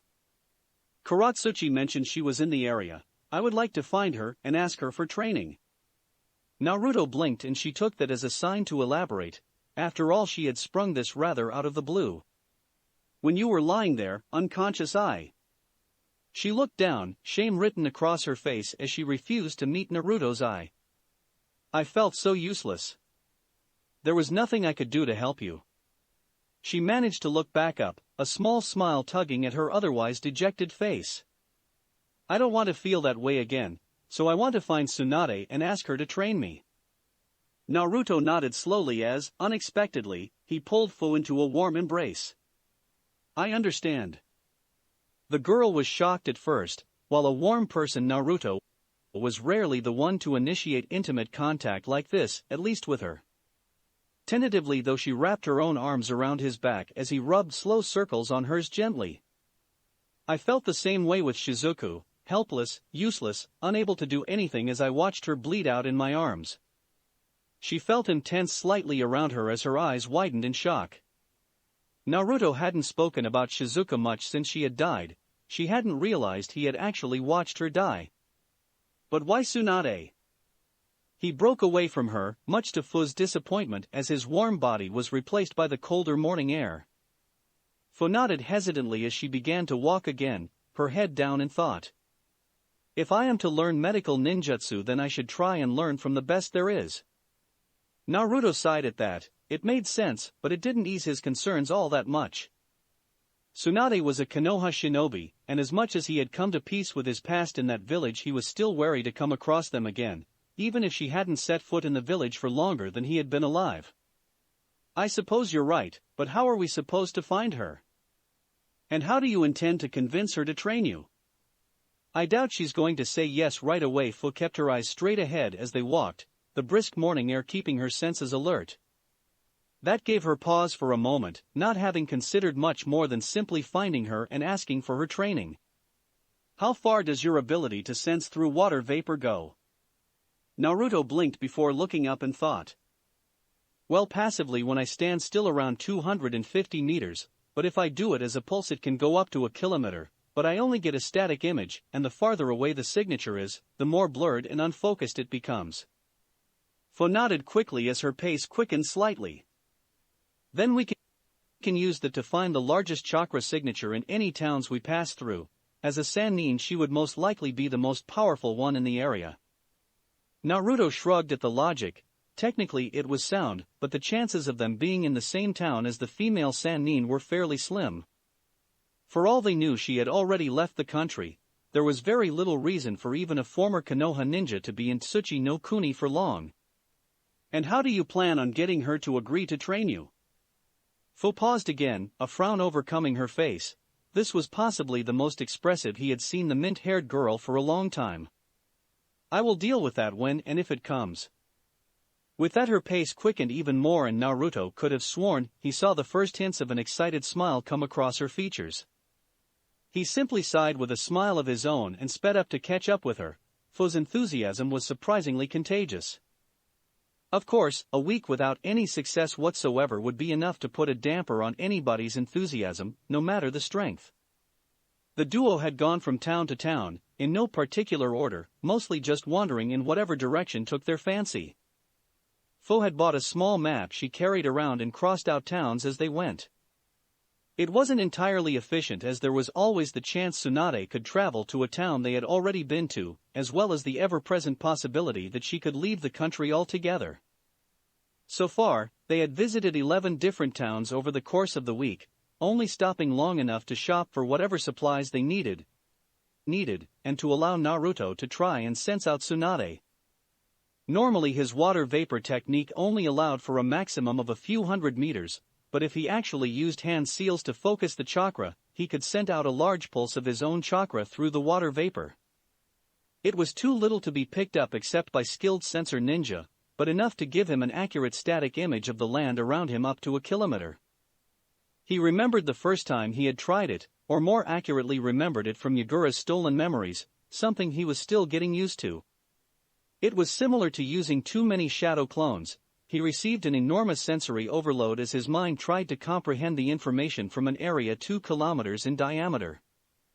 He nearly blacked out then and there. However, after a while of slowly increasing the range of the ability, he was able to accustom himself to it. So here they were, in the 12th town they had visited, climbing up a hill that marked the center of the urban area. At this point Naruto didn't have a lot of hope for finding Tsunade, although he had gotten a lot of practice in with the earth manipulation technique during the time they spent traveling. He was fairly confident he would be able to move on to the second stage soon, which involved passing his hand into a boulder by punching it before pulling it out again, leaving the stone unmarred. He could see it would also be good for building up a tolerance for pain in the times one would fail, something Iwa seemed especially fond of. Mizu Shokai no Jutsu. Quickly rushing through the hand seals, Naruto prepared himself as a pulse of his chakra burst from his body in every direction. There was a moment of delay before it all suddenly rushed back to him, making him wince as a model of the area built itself in his mind suddenly. I don't think I'm going to get used to that. Fo just stood to one side. This whole week she had been far more energetic than usual, and it was refreshing compared to her normal stoic facade. However, even her indomitable energy was slowly being worn down by the countless failed attempts. Why not have a shadow clone do it instead? Naruto just sighed as he stood. He had already pinpointed the largest chakra signature in the area, some ways to their south. I would still get the mental feedback, just delayed.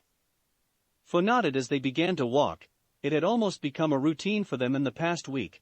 Naruto would perform his jutsu. They would seek out the largest chakra signature he could find, and when they found it was not Tsunade, they would go about shopping for supplies they needed, and would quickly move on.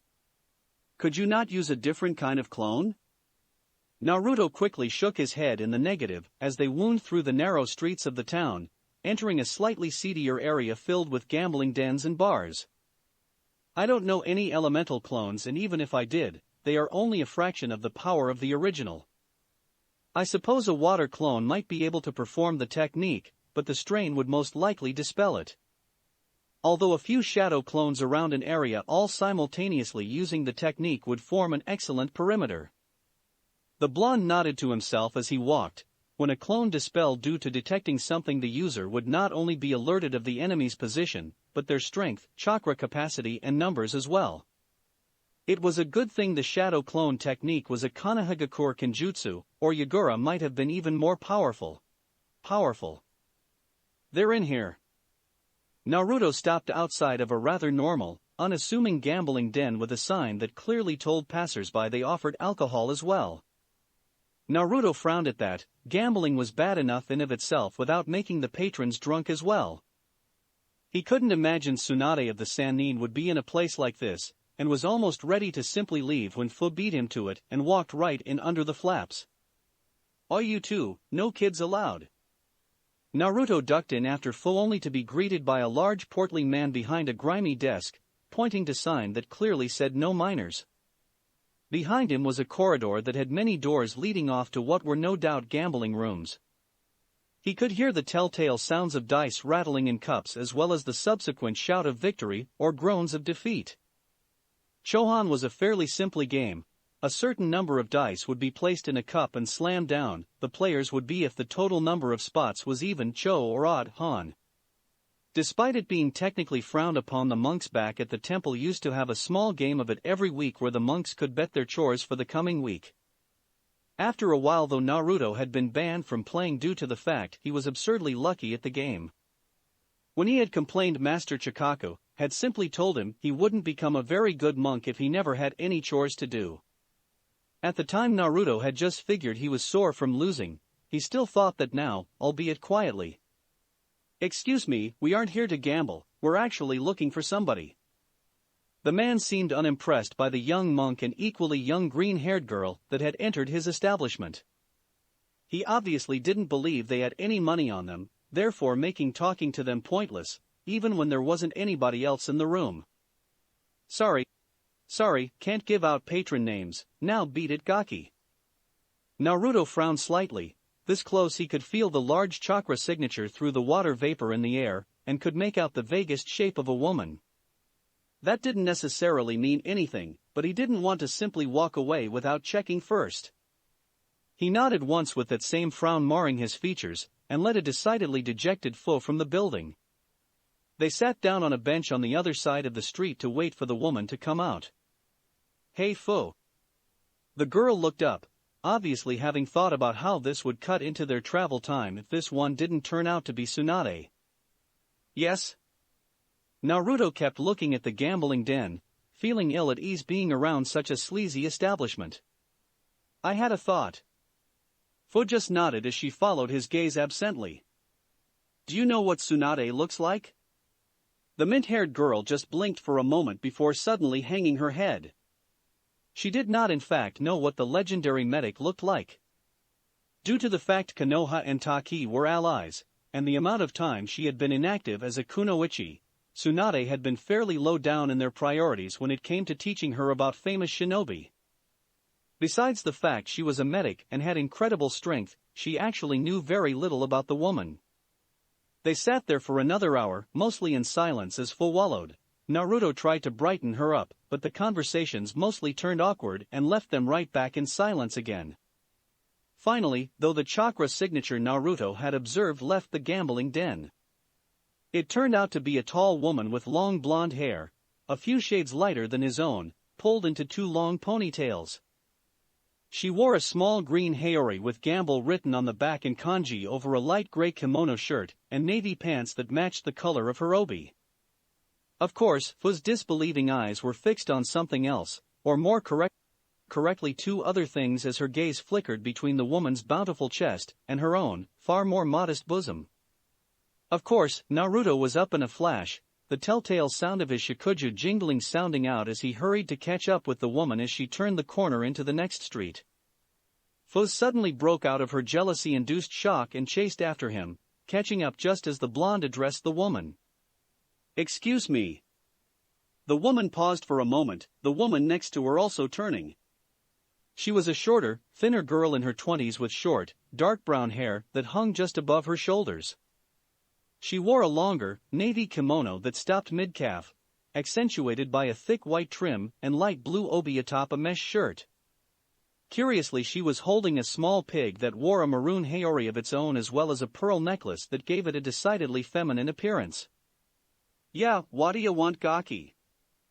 The first woman had a slight slur to her voice, probably more than a little drunk if the smell of her breath was anything to go on. "You wouldn't happen to be Tsunade Senju of the Densetsu no Sannin, would you?" Naruto didn't actually hold out any hope that they had finally struck luck. In fact, if anything, he wished they hadn't. To come all this way only to find that this drunken gambler was the legendary medic herself would be rather disappointing. "And what if I am Brat? We've got no business unless those cowardly debt collectors have started sending little monks to do their dirty work." Naruto sighed at that. Correction, he hoped this drunken, indebted, gambler was not Tsunade Senju. "I am not here because of any debts, I am merely seeking Tsunade out because my friend wanted to talk to her." The older blonde's ever so slightly unfocused eyes switched to full, and even in her inebriated state she could tell the lithe, built frame of a training kunoichi. She turned to look at her companion, wobbling slightly from the alcohol, as she gave a lopsided grin only partially returned by the more timid woman. "Hey, look, Shizune, isn't that cute? A little fangirl wanted to see me." She returned her focus to Fu, who at this point wasn't sure what to think of the woman before her. "What do you want, an autograph or something?" Naruto raised an eyebrow at that, wondering if this was actually Tsunade, or some drunken woman hoping to play them. "So you're really Tsunade Senju?" The woman swiveled on him, peering into his face closely for a moment with hazy green eyes. "The one and only." Naruto had to almost physically restrain himself from putting his face in his hands as the woman struck an absurd pose that exposed far more of her cleavage than was proper, practically shoving her chest in his face. It was moments like these that he was glad to be a monk so he could remain mostly unflustered by the inappropriate display. The woman behind Tsunade, Shizune if he heard right, seemed to echo his thoughts as she groaned lightly. Suddenly Fu coughed into her hand lightly, and all attention was once again back on her. "Excuse me, Tsunade-sama, I would like for you to train me in medical ninjutsu." There was a moment of silence as the blonde woman just stared at Fu incredulously before bursting out into raucous laughter. "Ha! Nice one, Gaki. Me train a brat like you? As if I already have Shizune here." The woman rather roughly grabbed Shizune in a one-armed hug that had the poor girl pressed into the woman's bust, not that Tsunade seemed to notice in the slightest. Naruto frowned at that as the light left Fu's eyes.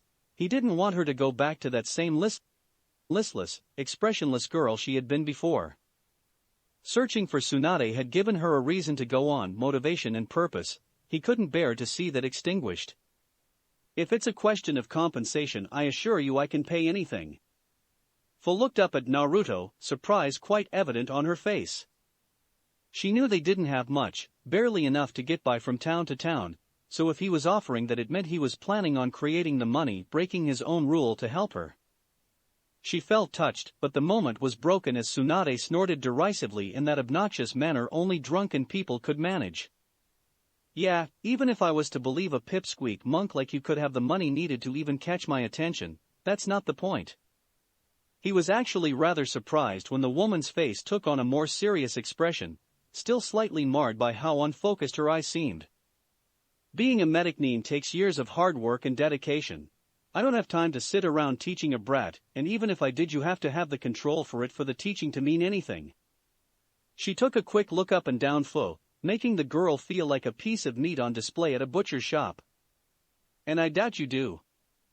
Naruto's grip around his shakuju tightened slightly as his eyes narrowed further. "Then why not give her a chance to prove herself?" Tsunade turned to him, her face now set in a glare of annoyance at these two persistent kids who didn't seem to realize a firm no when they saw it. "Look, brat, like I said, I don't have time to deal with this crap. I have better things to do." Naruto raised an eyebrow, glancing back the way they had come before returning his gaze to the woman. It impressed her slightly that he could actually keep eye contact with her. Many men had strayed lower before now. You mean drinking and gambling away what little money you must surely have left? Tsunade straightened up, hands on her hips as a smug smile spread across her face. Exactly. Now beat it, brat. She turned dismissively only to find Naruto still directly in front of her, making her blink and wonder just how drunk she was. Even Shizun gasped a little, not having seen him move as he suddenly appeared in their way. We could simply follow you until you decide to help us. I assure you as a monk I honestly do have nothing better to do. He had a small serene smile on his face, but his whole face hinted at something more dangerous. It was lost on Tsunade's drunken stupor though. A snarl appeared on her face, now thoroughly pissed off at these kids that kept getting in the way of her and her hotel. I said beat it, brat, or do I have to deal with you myself? Naruto just smiled and moved slightly to the side, ushering her on with one hand as the older blonde glared at him. Of course, carry on then. Tsunade huffed contemptuously before marching past the boy, shooting him a scathing look as she went by.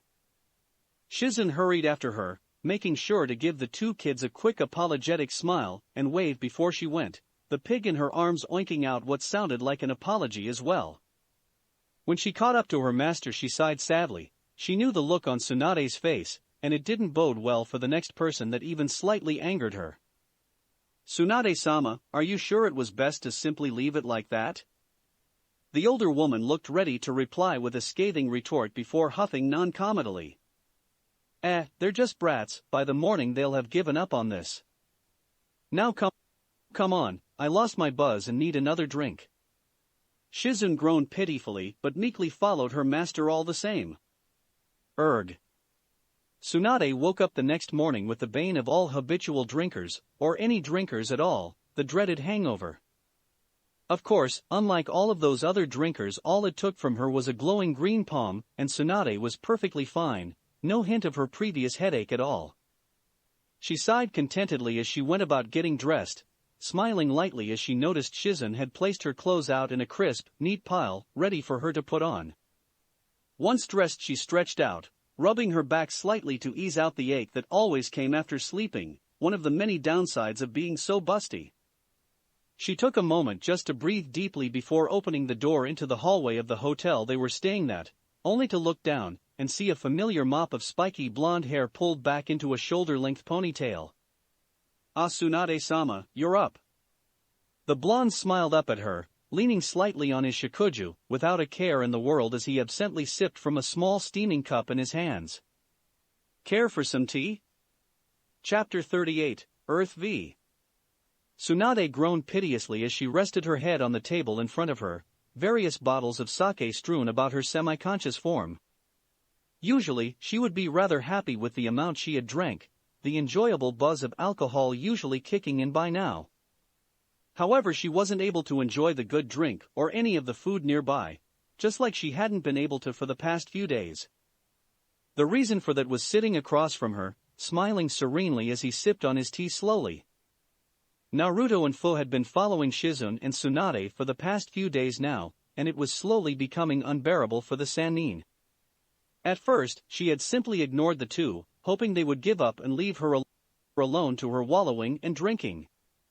However, it quickly became apparent that wouldn't be happening anytime soon. She had then tried to sneak away from them, but Naruto seemed to be able to track her with unparalleled ease. Even when she snuck out the back of the gambling halls, he would be right there, casually practicing whatever technique he was so transfixed on. When she went drinking, they would be there. When she woke up and stepped out of her hotel room, they would be there. When she left the various gambling dens she frequented, they would be there. It was getting to the point where Tsunade was just about ready to rip one of her long ponytails out in frustration. She couldn't even leave them behind when they moved to new towns. She could always see them out the corner of her eye as they walked along the paths. Even running as fast as she could didn't help. They would catch up to her in the next town and track her down with that same unknown method. She sat there at the bar, head on the table and saucer of sake in her hand, glaring at the young blonde with her one visible eye. Of course, she didn't know that he had gotten that exact same look from a much worse source many times before, so she didn't realize how ineffective it would be. She kept trying to burn a hole through his skull with just her gaze as he calmly sat there and drank his tea, the girl doing the same but more sedately next to him. It was as if Tsunade wasn't even there. Finally, after 5 days of this, she couldn't take any more and sat up, slamming her bottle down on the table with a loud rattle.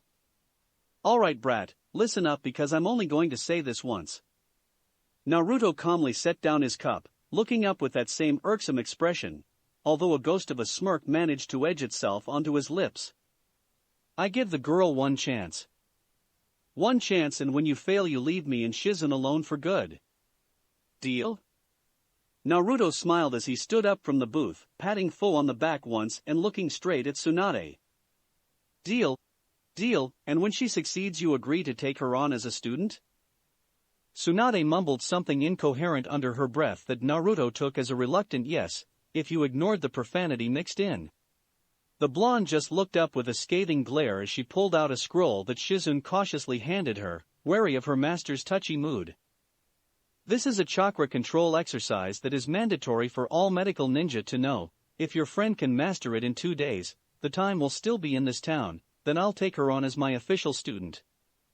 If she can't do it, then don't bother looking for us and just let us leave." Naruto looked down at the outstretched hand warily before shaking it once, not wincing as Tsunade put a little more pressure than was necessary into it. "Fine." With that, Naruto gave the scroll to Fo and the two walked out of the bar, intent on getting a head start on the exercise. As soon as they left the bar, Tsunade slumped back down to the table, much to Shizune's embarrassment as she used her expansive bosom as a headrest. They sat there in silence for a while, only the sounds of other patrons' boisterous laughter or cheers breaking up the occasional sound of sipping as Tsunade finished off the last of her sake. "Tsunade-sama?" The blonde looked up lazily at her assistant, her eyes finding it difficult to focus on the lithe, dark-haired girl. "What is it, Shizune?" The girl looked down with a frown, unable to look her master in the eye as she absently played with the Haori of the pig by her side. She probably knew Tsunade better than anybody in the world, even her old teammate Jiraiya. She had to in order to be her assistant. That's why she had become concerned over the last few days, seeing how easily Tsunade was to anger, becoming irritable at even the slightest provocation. Was it really right to do that? You know the girl won't be able to perform such an advanced control exercise. Even I couldn't do it until well into my training. Tsunade just huffed dismissively as she went back to resting on her breasts, earning more than a few leering looks from the men in the bar that were quickly put an end to by a vicious glare. "Don't worry about it, Shizune. The girl will simply give up when she realizes it's impossible, and we can finally get rid of the brats." Shizune frowned at that as she swirled her own saucer of sake. She didn't usually drink all that much, but that didn't mean she was teetotal. She traveled with Tsunade of the Sannin after all. "But Tsunade-sama, why are you so opposed to taking a student? Perhaps it would be a good thing, help take your mind off the past?" The blonde looked up incredulously at her longtime assistant, blinking to make sure she wasn't seeing things or that this wasn't some random person in a henge. "What are you talking about, Shizune? I have you, I don't need anything else." The younger woman just smiled sadly at that as she took a small sip from the little porcelain saucer. "I can't be the only thing you have in the world, Tsunade-sama. Maybe you should just give them a chance." Tsunade huffed derisively again and returned her head to the table, glaring at the wall. "What's gotten into you, Shizune?" The dark-haired woman stayed quiet as she looked down at the table, the pig to her side looking up at the two silent women questioningly. Naruto was playing about with a pebble in his hand, occasionally breaking it down into earth as he allowed his chakra to saturate the small stone. He was ready to begin the next stage of earth manipulation, but he had to keep tabs on Tsunade, so he didn't have the time. If he gave her the chance, he knew Tsunade would try to sneak away. It was a good thing she didn't know how he was checking on her movements. Right now they were in a hotel room on the floor below Tsunade and Shizune, and he could feel the older woman lying in bed, obviously passed out. He suddenly looked up from his exercise, allowing the dirt above his palm to reform into a small black pebble that he set down on the table. He got up, grabbing his shakuju from where it rested nearby, and quickly made his way over to the door. When he opened it with a smile, he met the shocked face of Shizun, who had her hand up ready to knock. She seemed surprised at first, but quickly collected herself, and gave the young monk a pleasant smile. "Hello Shizun-san, can I help you?" The dark-haired woman gave another smile as he stepped aside to allow her in. When they were both seated comfortably on the couch, Shizun seemed to think for a moment. "I know you and Tsunade-sama have gotten off to a bad start, but I came here to help you understand." The woman paused, fiddling with her hands indecisively for a moment. "Tsunade-sama has gone through a lot in her life, the loss of her lover, my uncle Dan, and her brother Nawaki. When your friend asked her for training, I'm sure it brought up many bad memories of her life in Konoha. I assure you that she is a very kind woman normally." And she paused as Naruto held up a hand, halting her briefly as he took a sip of tea, sighing in satisfaction at the taste. "Why are you telling me this, Shizun-san?" The woman blinked at him for a moment, her mouth opening and closing like a fish.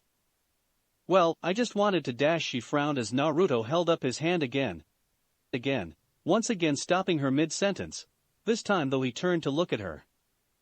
"No Shizun-san, why are you telling me this? Why does Tsunade herself not come and speak with me?" Shizun seemed ruffled by this, and it took her a moment to compose her thoughts as she kept nervously wringing her hands. "Tsunade-sama is a naturally stubborn woman.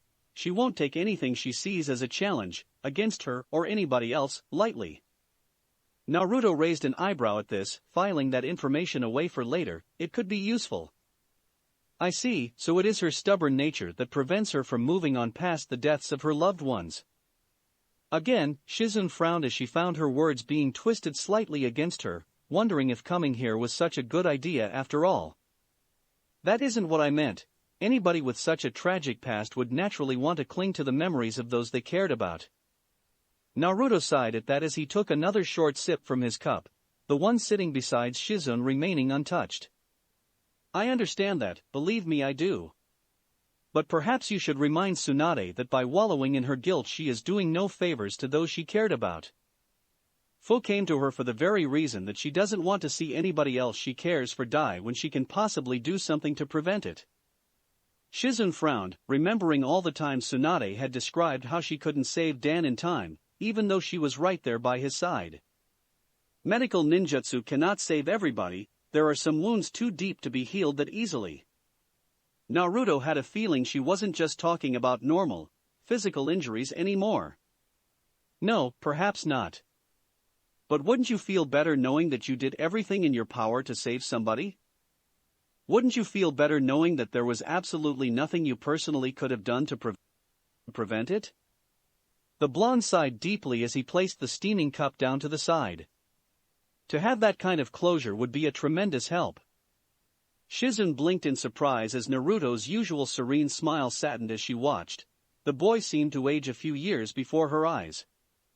"Have you lost somebody, Naruto?" Suddenly, as if it never happened, the saddened look was wiped away and Naruto was back to his usual peaceful expression. "I've lost many people, but I take solace in those I still have left."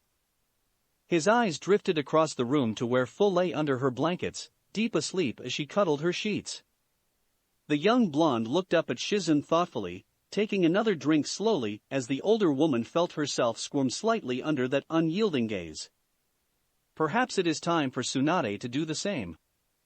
With that he got up from the small couch, prompting Shizun to do the same, her tea still untouched.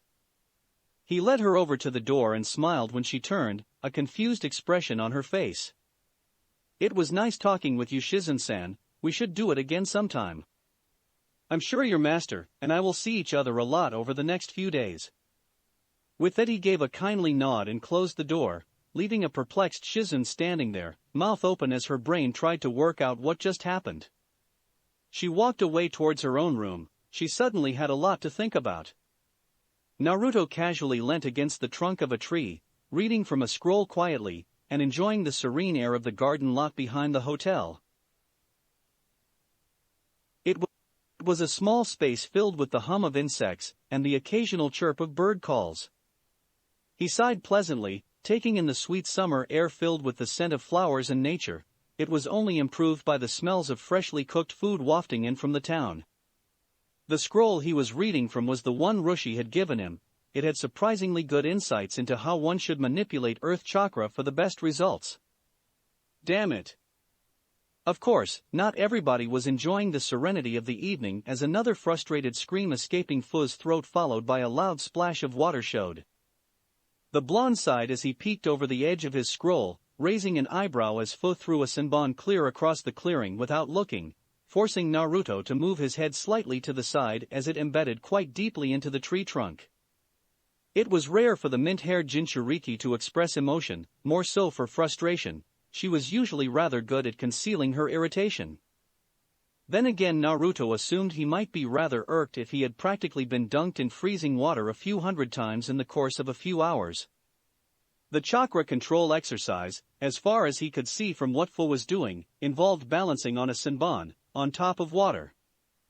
Technically you were supposed to start with kunai, but Fu didn't have time for that, so she had jumped right in with the last stage of the exercise. 10 shadow clones worked right alongside her, only further revealing her frustration as they mirrored her angry cries. The problem wasn't really in the balancing. Fu could do that no problem with her kunoichi training even if she wobbled a little at first. It was the fact she had to not only channel her chakra through a senbon, which didn't conduct the energy very well, she also had to focus it into a fine enough point to stay above the water. From that, Naruto guessed it was to test a medic's skill in finally controlling one's chakra when it left the body. Unfortunately, from the rate Fu was progressing, it didn't look like she was going to complete the exercise in 2 days. Right now, she was using her hand to balance on the senbon as it was easier to channel chakra through than the feet, but in theory a medic should be able to do it from any point on their body. The fact that she had such massive chakra reserves didn't help, nor did the Nanabi's chakra running through her system. Usually, Jinchuriki were forever barred from the arts of Genjutsu or Iriajitsu as they required too fine control. However, if any of them could do it, then Fu could. She had been training all of her life in exercises to perfect her control, or rather was forced to. No use having an inefficient weapon after all. Gah. Naruto winced as a few more of the Fus on the senbon wobbled before falling into the water completely, including the real Fu. By the time they had dragged themselves back onto dry land, the rest had promptly followed them, continuing the cycle of failure followed by soaking. The original lay on the bank of the small pond for a while, panting heavily. Her reserves were still mostly full, but straining herself to that level of control was tiring. Here. She looked up, moving some of her soaking hair away from her eyes to see Naruto sitting next to her, offering a small cup of steaming tea. She sat up and took it gratefully, sighing delightedly as it warmed up her chilled body. She blinked suddenly, realizing she was in fact feeling a lot warmer all of a sudden. She was surprised then to find Naruto's hand on her shoulder, where the water from her clothes was slowly evaporating away from her, leaving her dry and warm. At her questioning look, Naruto just smiled, sipping from his own cup of tea. It's just a thin application of fire chakra. I could teach you the trick later if you like. Fu just nodded glumly. Her whole enthusiasm at finally getting through to Tsunade with this chance had been drowned along with a few hundred of her clones. She followed Naruto's eyes out to the lake where fireflies had begun to buzz about atop the water, lighting it up in a myriad of strange, almost mystical patterns as the water rippled. Maybe you need to use more shadow clones? Fu sighed. She knew Naruto was just trying to help, but right now she really needed to figure it out on her own. This was the challenge Tsunade set her. No matter how impossible, it seemed this was her one chance at getting training from a legendary Sannin. Any more and I would get a headache. It is not worth it if I lose training time. Naruto just nodded with a small frown, the silence of the night only interrupted by the buzz of the fireflies and the sipping of tea. Naruto watched one of the insects lazily fly around the surface of the water without any semblance of reason, just going where its wings or the air currents took it. Eventually it set itself down atop the surface of the water, gliding about as it looked for food or perhaps a mate. They make it look so easy. Fu looked up from where she had been staring at the ground in thought, absently glancing over to where Naruto gestured at the insects. She looked back down after seeing it was just an idle observation before her eyes widened in revelation, and she shot to her feet. That's it. Naruto blinked in surprise, ducking under the cup of tea Fu had practically thrown in her moment of apparent epiphany. What's it? However, Fu was already gone, grabbing a few senbon from where she left them by the pond's edge. She grabbed 8 in total, securing them all by one point to the tips of her fingers with the usual surface clinging method that was only marginally harder than tree climbing. Then, carefully, she set the other ends of the acupuncture tools against the surface of the water, channeling her chakra through it. Miraculously, when she flipped her body up into a wobbly handstand atop the thin metal needles, she didn't immediately fall into the pond. Yes. Of course, it didn't last long before her concentration slipped, and she was right back in the freezing water that had only gotten colder now the sun had set. This time Naruto couldn't help but chuckle as a newly drenched Fu dragged herself back onto the land, dripping wet but in a better mood than before. He walked over and helped her up to her feet, laughing again, when she had to blow her damp hair away from her face, with little success. And what was that supposed to accomplish? Fu glared at him for a moment for his all-too-innocent tone before smiling genuinely as she collected another handful of senbon. I'm taking inspiration from the insects. The irony there was lost to the both of them. They spread their mass out between their limbs so they can use the surface tension of the water to stay afloat. I'm doing the same thing except because I use too much chakra and lose control. I'm splitting it 4 different ways in each hand. As I gain control over it, I can slowly take away the senbon until it's just the one. She seemed incredibly pleased with herself at that, and Naruto couldn't help but be impressed by her shortcut. With that and using shadow clones as well, she just might make it before the deadline. When Naruto woke up the next morning, he allowed a shadow clone to disperse that he had left awake during the night in case Tsunade tried to renege on their deal. When he went outside, he found Fu lying there by the side of the pond, asleep and curled up on herself to ward off the cold morning air. A soft smile crept its way onto his face as he walked over, looking down at the dozing girl. He had no idea how long she had been asleep for, but he was sure she had probably worked long into the night. Ah, so close. He blinked in surprise as a very familiar voice, and an even more familiar splash met his ears. When he turned, he saw another Fu standing waist-deep in the pond with a frustrated but determined expression on her face.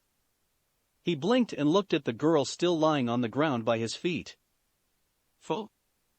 The girl in the pond looked up as her name was called, staring at Naruto expectantly. She looked haggard and looked about ready to drop.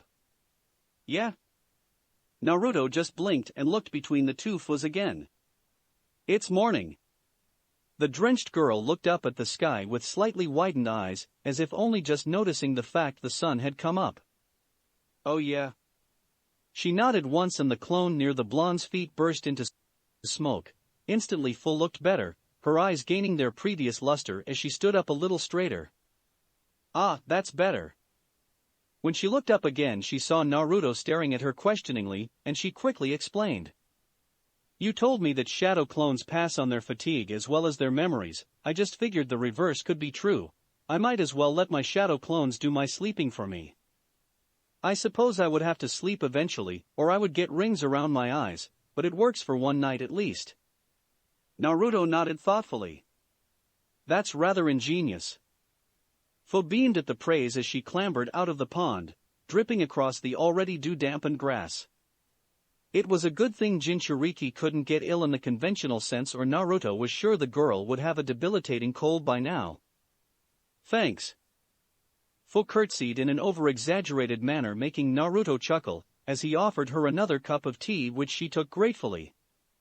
She had only just then realized how cold it was, too into her training as she had been before. Ah, so how are the little passive-aggressive brats doing this morning?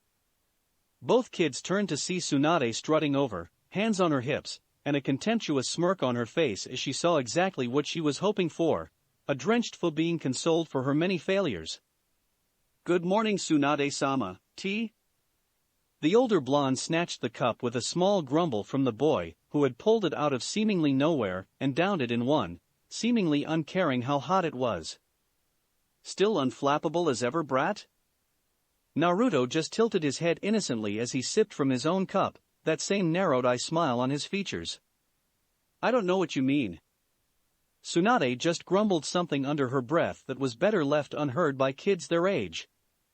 She turned her attention away from the little bane of her past few days, and instead to the dripping girl next to him. So how goes the exercise? Completed it yet? Fu simply returned the arrogant smirk with a determined glare of her own as she played with a senbon between her fingers. I still have a day to do this, that's plenty of time, you'll see. Tsunade just huffed dismissively as she walked off, waving nonchalantly behind her as she no doubt went to find a bar or gambling den to waste away her money she probably didn't have. When she was gone, Naruto turned back to Fu, still sipping casually on his tea. He would have to ask the shop owner how he made it. It was really good tea. So how far have you gotten? Fu's shoulders slumped forwards, all the previous bravado disappearing faster than an IWA shinobi when they saw the yellow flash. I'm down to 3 senbon for each hand. Her tone sounded dejected, but she managed a small smile when Naruto patted her on the back comfortingly. That's great, I'm sure you'll get it down before tomorrow. Fu just nodded with a sigh, not sounding all that confident, but getting back to it nonetheless. It was the next morning and, rather suitably, it was overcast with rain, the little droplets beating down on the group of 4 as they stood outside by the pond. Tsunade looked naturally irritable as her clothes were dampened, despite Shizune doing her best with an umbrella. Naruto and Fu on the other hand looked unperturbed. Rain wasn't really anything that bothered them. In fact, if anything, rain brought them some good memories. What are you smiling about? Naruto ignored the terse tone in Tsunade's voice as he looked up from beneath his Tsujigasa hat. He was nice and toasty with the fire chakra running through his body, barely feeling the rain through the thick traveling cloak. Oh, nothing. Tsunade growled as everybody's attention turned back to Fu, who looked decidedly more nervous than she had the other times she was around Tsunade. Naruto could tell she had stayed up all night again. He would have to discourage her from that in the future unless it was an emergency. It couldn't be good for her to abuse shadow clones like this. All right, brat, let's get this over with. I want to get going already. Fu frowned but tried not to let the discouraging words get to her as she walked out onto the pond, senbon in hand. Hesitantly she placed it on her index finger's tip and quickly rolled forward into a perfect handstand atop the thin needle. Naruto's eyes widened slightly when she wobbled dangerously, but the mint-haired girl grit her teeth and managed to stabilize herself before she fell into the water. After a few seconds it was apparent she wasn't going to fall off, even if the strain was visible on her face as sweat dripped from her nose. After 30 seconds was up, Fu gratefully dropped back to her feet, looking a little unsteady from the enormous strain such a delicate exercise put on her body, until Naruto rushed over and held her up. She managed to lift her head up and look at Tsunade expectantly, while the woman looked back, clearly frowning over something. What they didn't know was just how surprised the legendary medic was at the girl's accomplishment. She didn't think anybody would be able to complete such a controlled exercise so young. Well, a deal's a deal. Fu's eyes lit up at that as she felt energy flood back into her system. So, get lost, you said we wouldn't have to deal with you again. Both kids' faces immediately fell, Naruto's twisting into a mask of confusion. What do you mean? She did it, didn't she? Tsunade just smirked as she picked up the scroll that Fu had left on the ground while she trained. Sorry, the exercise was to get to that point and balance on your feet. Tsunade didn't sound all that apologetic as she said it, making Naruto grit his teeth in frustration and Fu deflate slightly. You can't hold her on a technicality like that. If you gave her another day then she would easily get it. Tsunade simply maintained that superior smirk as she tucked the scroll away again, her other hand on her hip. Sorry kid, a bet's a bet. With that she promptly turned and walked off, leaving a stunned Naruto and Fu in her wake. She didn't get very far in the road before Naruto appeared in front of her, blocking their path again. Tsunade's self-satisfied smirk turned into a snarl as she continued to walk towards the young monk. Listen kid, a deal is a deal, you have to leave us alone now, so beat it. Naruto stood firm, planting his shikuju down into the wet ground as he stared back defiantly. Fine, how about a new bet? Tsunade just sneered as she stood there. A part of her just wanted to ignore the boy and carry on, be rid of him forever. However, a much larger and louder part of her just couldn't ignore a challenge. Tsunade wasn't one to turn down a bet. You make me move from this circle. He drew a small circle in the dirt around him of about a 2-foot radius with the end of his staff. And we not only leave you alone, but I give you this. He held up the wooden staff in his hand. From the side Fu gasped in surprise, while Tsunade just looked incredulous. And what the hell would I do with a shikuju gaki? I'm not a monk. Naruto smirked at that as he deepened the line around him, already feeling that Tsunade would be taking this bet. Not just a shikuju, the sage of the six-path shikuju. Tsunade scoffed at that, refusing to believe a brat like this would have something that valuable in his possession. As if, brat, do you really expect me to believe you own something that valuable? Naruto just smirked as he twirled the long staff in his hand. What have you really got to lose? Tsunade gritted her teeth at that and pointed a dangerous finger at the young blonde. Don't test me kid, I could really hurt you. Naruto maintained his smirk, not a look he often donned, but it was necessary to rile up the Sannin in front of him. Then you have nothing to worry about, right? 5 minutes, if you can't knock me out of this circle in 5 minutes then you take full on as a student. Tsunade growled lowly in her throat as she glared at the boy. The part of her that enjoyed gambling so much had never been louder.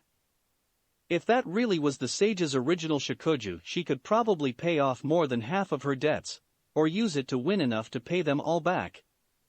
You know what kid? I think knocking some sense into you is a good idea after all. Naruto smirked outwardly but inside he breathed a sigh of relief. He wasn't sure that ploy would have worked. You can try Bachan. You can try. Chapter 39, Earth 6.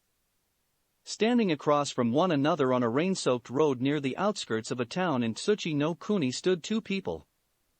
At first glance most probably wouldn't think too much of them, just a young monk and an older, albeit very busty woman. However, those who looked closer would have noticed more interesting details, like the small ring drawn around the smaller of the two in the dirt or the fact that the older woman had entered a combat stance. There was also the fact that both were blondes, a rare trait in Tsuchi no Kuni, and not a particularly well-liked one. You know brat, the strange thing is you know exactly who I am and yet you're still going to do this. Tsunade stood tall, her body subconsciously shifting into a loose combat stance. She didn't think the kid was going to be any sort of challenge, but even after all this time her body was still conditioned to be a kunoichi. Naruto on the other hand stood more relaxed, but still alert as he gripped his shikuju tightly. He wasn't sure what he had been thinking betting it, but it was really more of a spur-of-the-moment thing. I'll do anything to protect the dreams of the people I care about. Tsunade scoffed as she held up a single hand, pointing her index finger to the sky as she smirked. Well, your little honorable ideals aren't going to do you any good. It'll only take me one finger to deal with you. Naruto narrowed his eyes but didn't reply as he merely stood there, eyes flickering about for any signs that Tsunade might attack. He wasn't honestly sure if he could defeat a Sannin, but right now he didn't have to, he just couldn't move. Tsunade quickly realized Naruto wasn't going to move, mostly because it would bring him out of the ring, and he wasn't that idiotic. One finger brat. With it she slammed her index finger into the ground, making everybody's eyes widen as the floor beneath them suddenly erupted in a barrage of newly dug up rocks and parts of the street itself.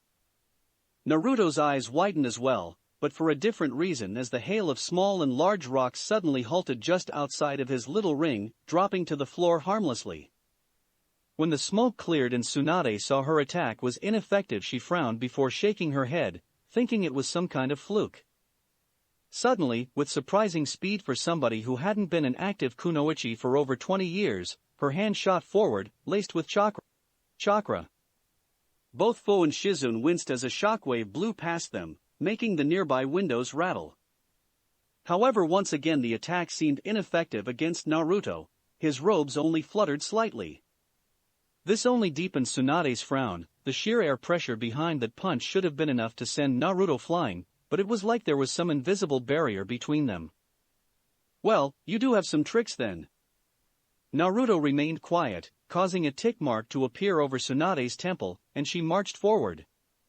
"Right, that's it, kid. You really need to learn your place." This time Naruto's eyes widened in genuine fear as Tsunade lifted her hand up again, only this time it was practically flooded with chakra when she brought it back down again. This time the windows didn't just rattle, they shattered completely, as did a few walls as the ground suddenly inverted on itself. Naruto only had moments to react as the quickly enlarging crater neared him. Fast as possibly he crouched down and flooded the ground with his chakra. Using all the experience he had mustered with Shikaka's sand and the recently gained expertise with the earth chakra exercise, he hardened the ground beneath him as much as physically possible. Unfortunately, he couldn't do that and protect himself at the same time, so he got pelted by a few rocks, some the size of his fist, but he weathered it all the same.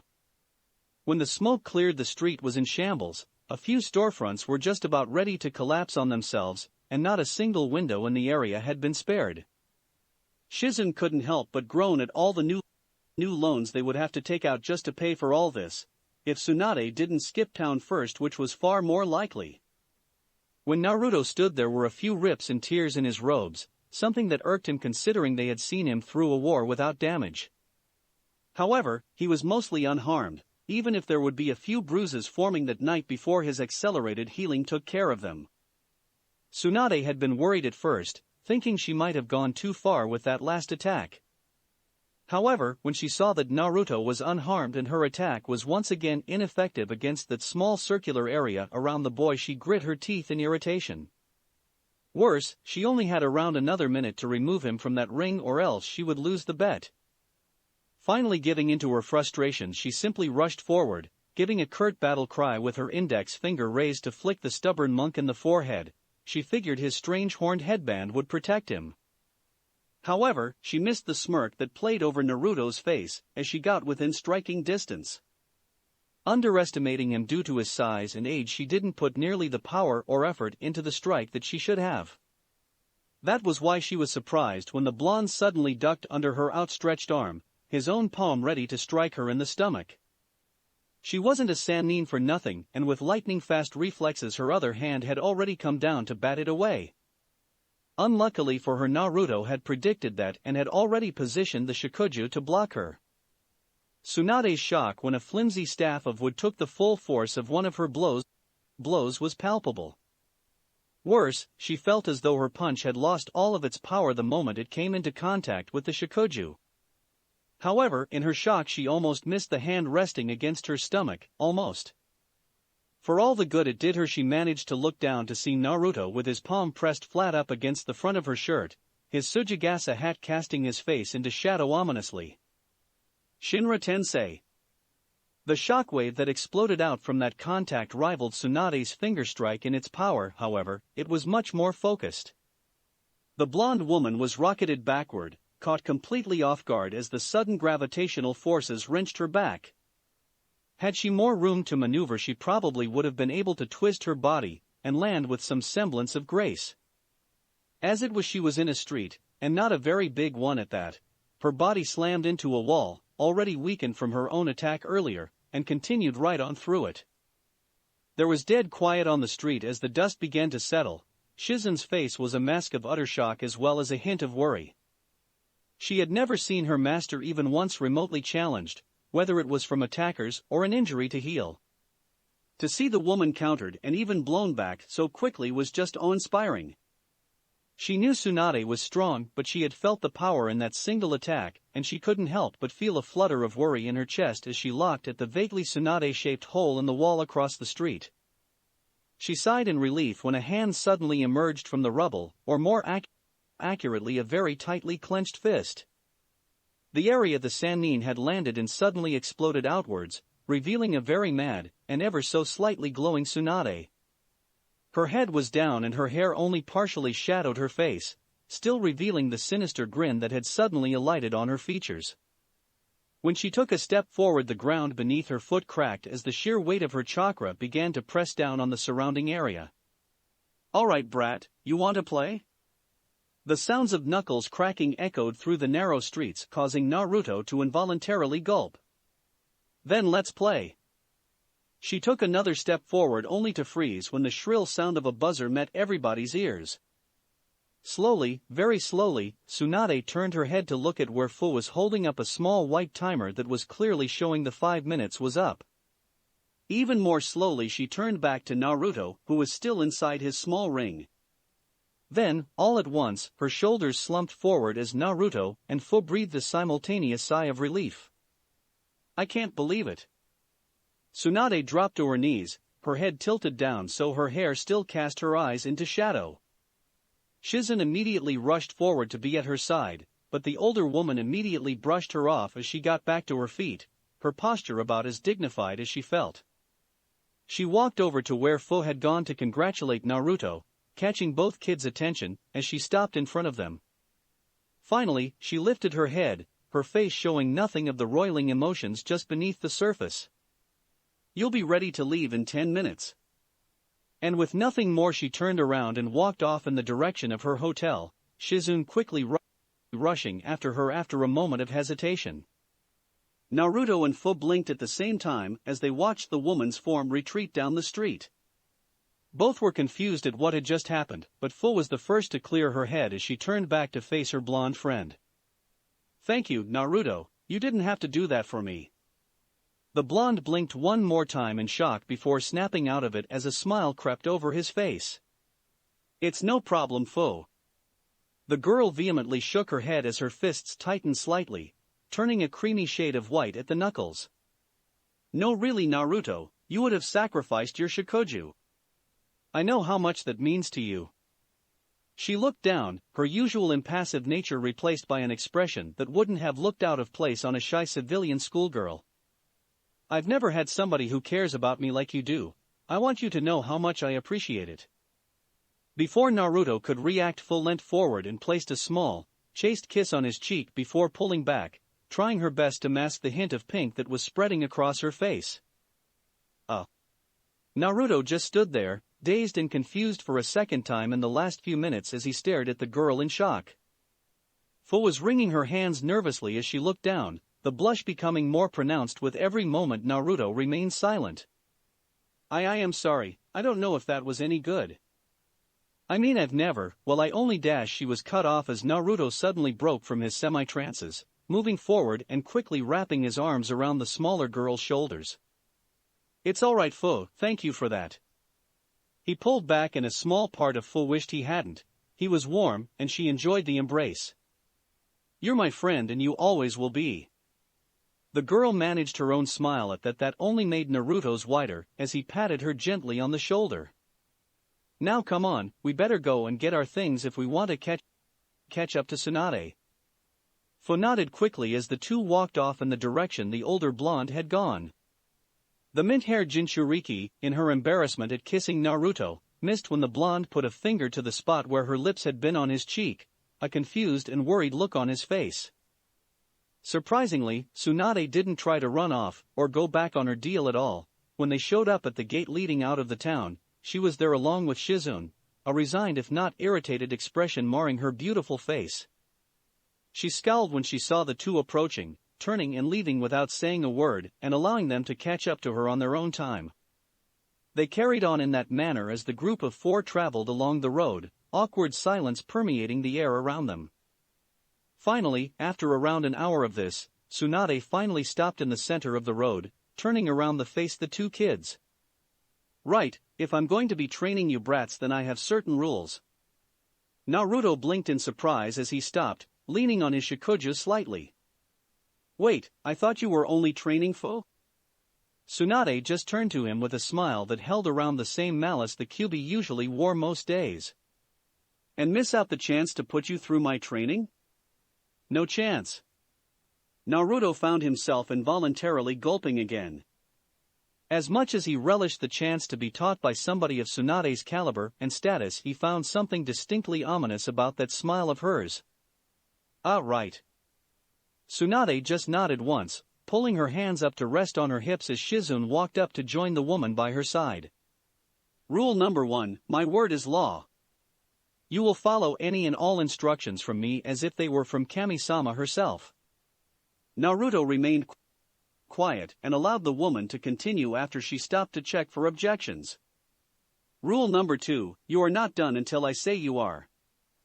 I don't care if you run until your legs burn like they've been dipped in acid. If I haven't told you to stop, you don't stop. Again, the two remained silent, although Naruto was starting to imagine terrible things that Tsunade might consider training. He was sure this was some kind of karmic rebalance for him partaking in a bet, although it seemed somewhat extreme. Rule number 3, Shizune is my right hand. If I'm unavailable, Shizune's word is as good as mine. She's been my assistant and student for longer than you brats have been alive, so treat her with the right amount of respect. At that, Shizune smiled weakly as she hugged Taunton closer to her chest.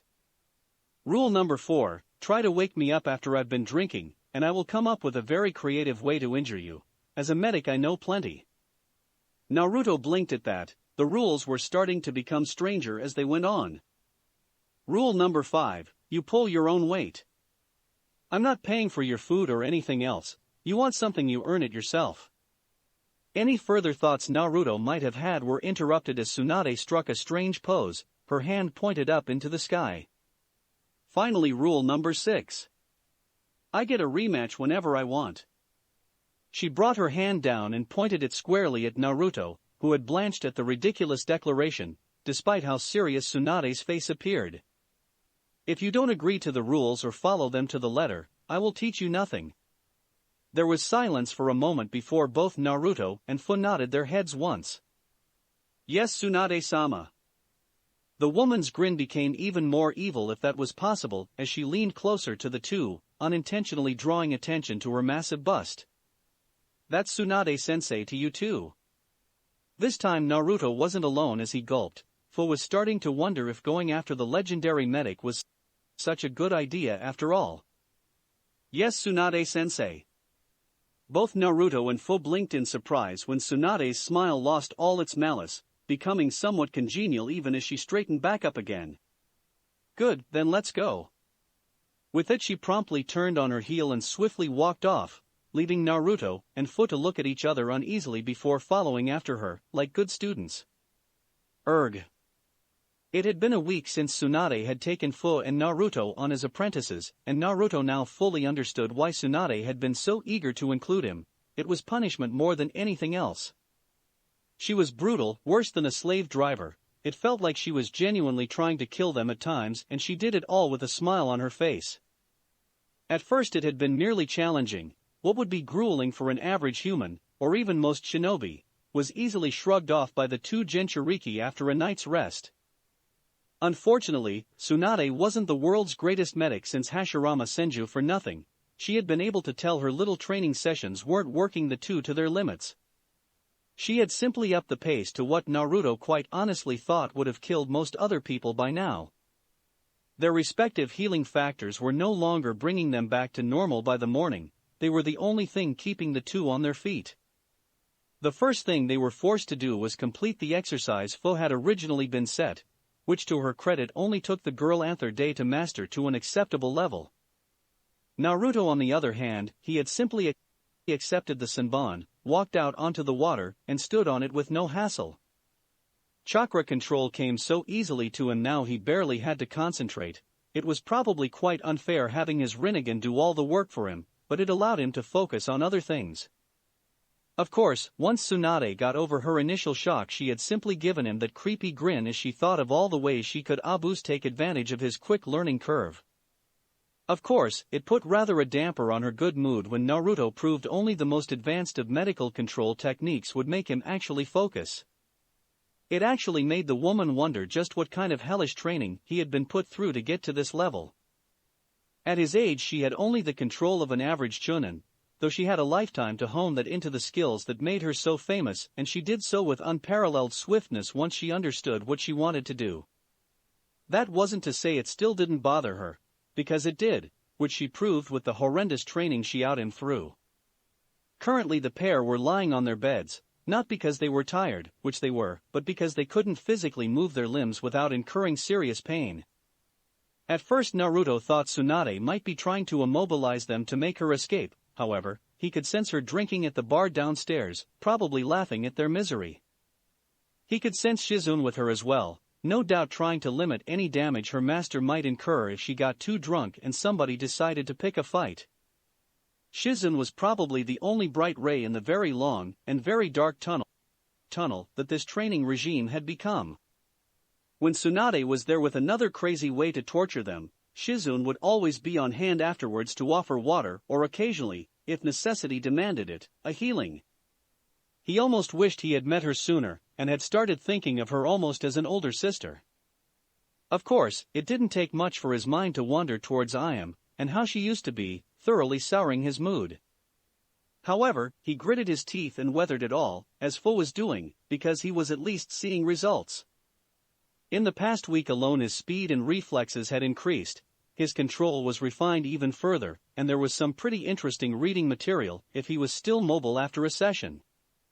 The main downside was the fact he didn't have much time to meditate at nights, he was either too tired or in too much pain to assume the correct position. He supposed he could do it lying down, but when he tried it just didn't feel right. So far, they hadn't been taught any actual medical techniques. Tsunade refused to teach them until they were ready, whatever that meant. Apparently, she was giving them the full medical nin training, and that meant they were being taught how to dodge first. As Tsunade said, it doesn't matter how good you are at healing if you are the first in the squad to be taken down. However, learning to dodge involved avoiding large medicine balls Tsunade threw with a great deal of her tremendous strength. He had found out the hard way that simply using his sand or deva path to defend himself meant he got no dinner, as he had violated rule number 1. Naruto just thought it was an excuse for her to inflict as much bodily harm on him as possible, although he couldn't say the training was fruitless. To be honest though, if there was an enemy his sand of his deva path couldn't protect him from, he wasn't sure how dodging would do him any good unless he got to the level of the Yondaime Hokage speed. Somehow that seemed highly unlikely, as he was sure it must have taken the man years to develop those skills, and it wouldn't have been through dodging large and painful medicine balls. He lay on his bed, contemplating things like the past week as well as a few of the questions that had been plaguing him for a while. However, the ever-present throb of his aching limbs didn't help his concentration much. However, just as he tried to sit up and go get a glass of water to soothe his headache, he felt his consciousness slipping away to a familiar realm. Naruto blinked in surprise as he looked up at the 5 great cages in front of him, wondering what had drawn him into the seal. It didn't take long as he gazed up at the 3rd cage, noting the conspicuously not unconscious Sanbai that stared back at his with its single narrowed eye. Shikaku was making his usual excited noises in the background while Matatabi and the Kyuubi appeared to be asleep, although he knew the fox was likely just pretending. The Yonbi merely watched the human and Bijou stare each other down in interest, reclining against the bars of his cell. Ninjen, explain what happened here. Where am I and why am I not with my host? Naruto widened his eyes slightly at the slightly feminine tone to the Sanbai's voice. For some reason he had expected her to be male. He expected it would be best not to comment on that. What do you remember? It was the Bijou's turn to be surprised at a human child no less, speaking to a Bijou with little to no fear. Her eye narrowed even further as it gazed around the room, noting the other cages and the Bijou within them. None of them appeared panicked or confused. First explain where I am. This is not the Seishin Sekai, and yet there are 5 of us here. Naruto nodded. He expected the situation would appear rather strange without explanation. You are within me, as are Shikaku, Matatabi, Son Goku, and the Kyuubi. If the Sanbai was not confused before, she certainly was now. For this human to know so many of the Bijou's names, even if him not knowing the Kyuubi's was to be expected, was unheard of. Not to mention the fact that a mere child could contain them all, including the Kyuubi, who would rip apart a normal human from the strain of his sheer presence. And how are you able to contain us and not be torn apart? To answer, Naruto merely opened his eyes, eliciting a sharp gasp from the bijou as she peered closer with her one good eye. Father's eyes. She leaned back again, scrutinizing the much smaller blonde carefully before looking around the room again. It had been a long time since she saw so many of her siblings, and she could even sense the presence of Chome not too far away. You are certainly an interesting ninja. Very well, I will tell you what I know. The Sanbai looked up and away, lazily looking at the bars that now imprisoned her within this child. I remember being within my former container, Yagura. He only used my chakra sparingly, so I only caught glimpses of the outside world, but I remember him becoming the Mizukage and a few battles after that. Then one day I simply saw a large pair of Sharingan eyes, and then I woke up here. The large turtle looked back down at Naruto, glancing at the Kyuubi out of the corner of her eye as it growled at the mention of the Sharingan. Now explain what happened and how I came to be here. Naruto nodded quickly. He didn't need another relationship like he had with the Kyuubi. He wanted to get off to a good start this time. I don't know how long you were like that within Yagura, but a few weeks ago I defeated him and absorbed all of the chakra from his body, including you. When you first appeared here you had a Sharingan in your eye and were in an uncontrollable rage. When I pushed chakra into your cell to strengthen it from breaking, the Sharingan disappeared and you fell unconscious. If it was possible for a large crab-like turtle to frown, the Sanbai managed it. She seemed greatly troubled by the news. The turtle was controlled. All eyes turned to the Kyuubi, who was still feigning sleep, not even bothering to open his eyes. When, after a few moments, the fox didn't bother to expand upon his statement, the Sanbai turned back to Naruto. I fear the fox is correct. It sounds as though I was being controlled. Naruto frowned at that. He had known the bijou could be controlled by the Sharingan before, but to see it firsthand was troubling. However, more problematic was the thought that struck him next. If you were controlled, does that mean Yagura could have been being controlled as well? The Sanbai seemed thoughtful at that before shaking her large head. I do not know, Ningen. I suppose it is possible, although for what purpose I cannot say. Naruto nodded with a schooled expression that didn't reveal just how tremendously troubled he was by that news. Yagura's memories didn't reveal the fact that he could have been controlled, so he took solace in that, but the fact it was possible meant he might have killed an innocent man. It was something that horrified him. Ningen. Naruto looked up, knocked out of his thoughts by the booming voice of the Sanbai. I will tell you the same thing I told my previous container. Simply leave me be in silence, and you may use my chakra as you wish. Naruto blinked at the resignation in the great turtle's voice, surprised to hear such a tone from a bijou. No. This time the Sanbai was the shocked one as she scrutinized the boy before her with a narrowed eye. What do you mean no? Naruto maintained a level gaze with the creature having been used to much worse. I mean no.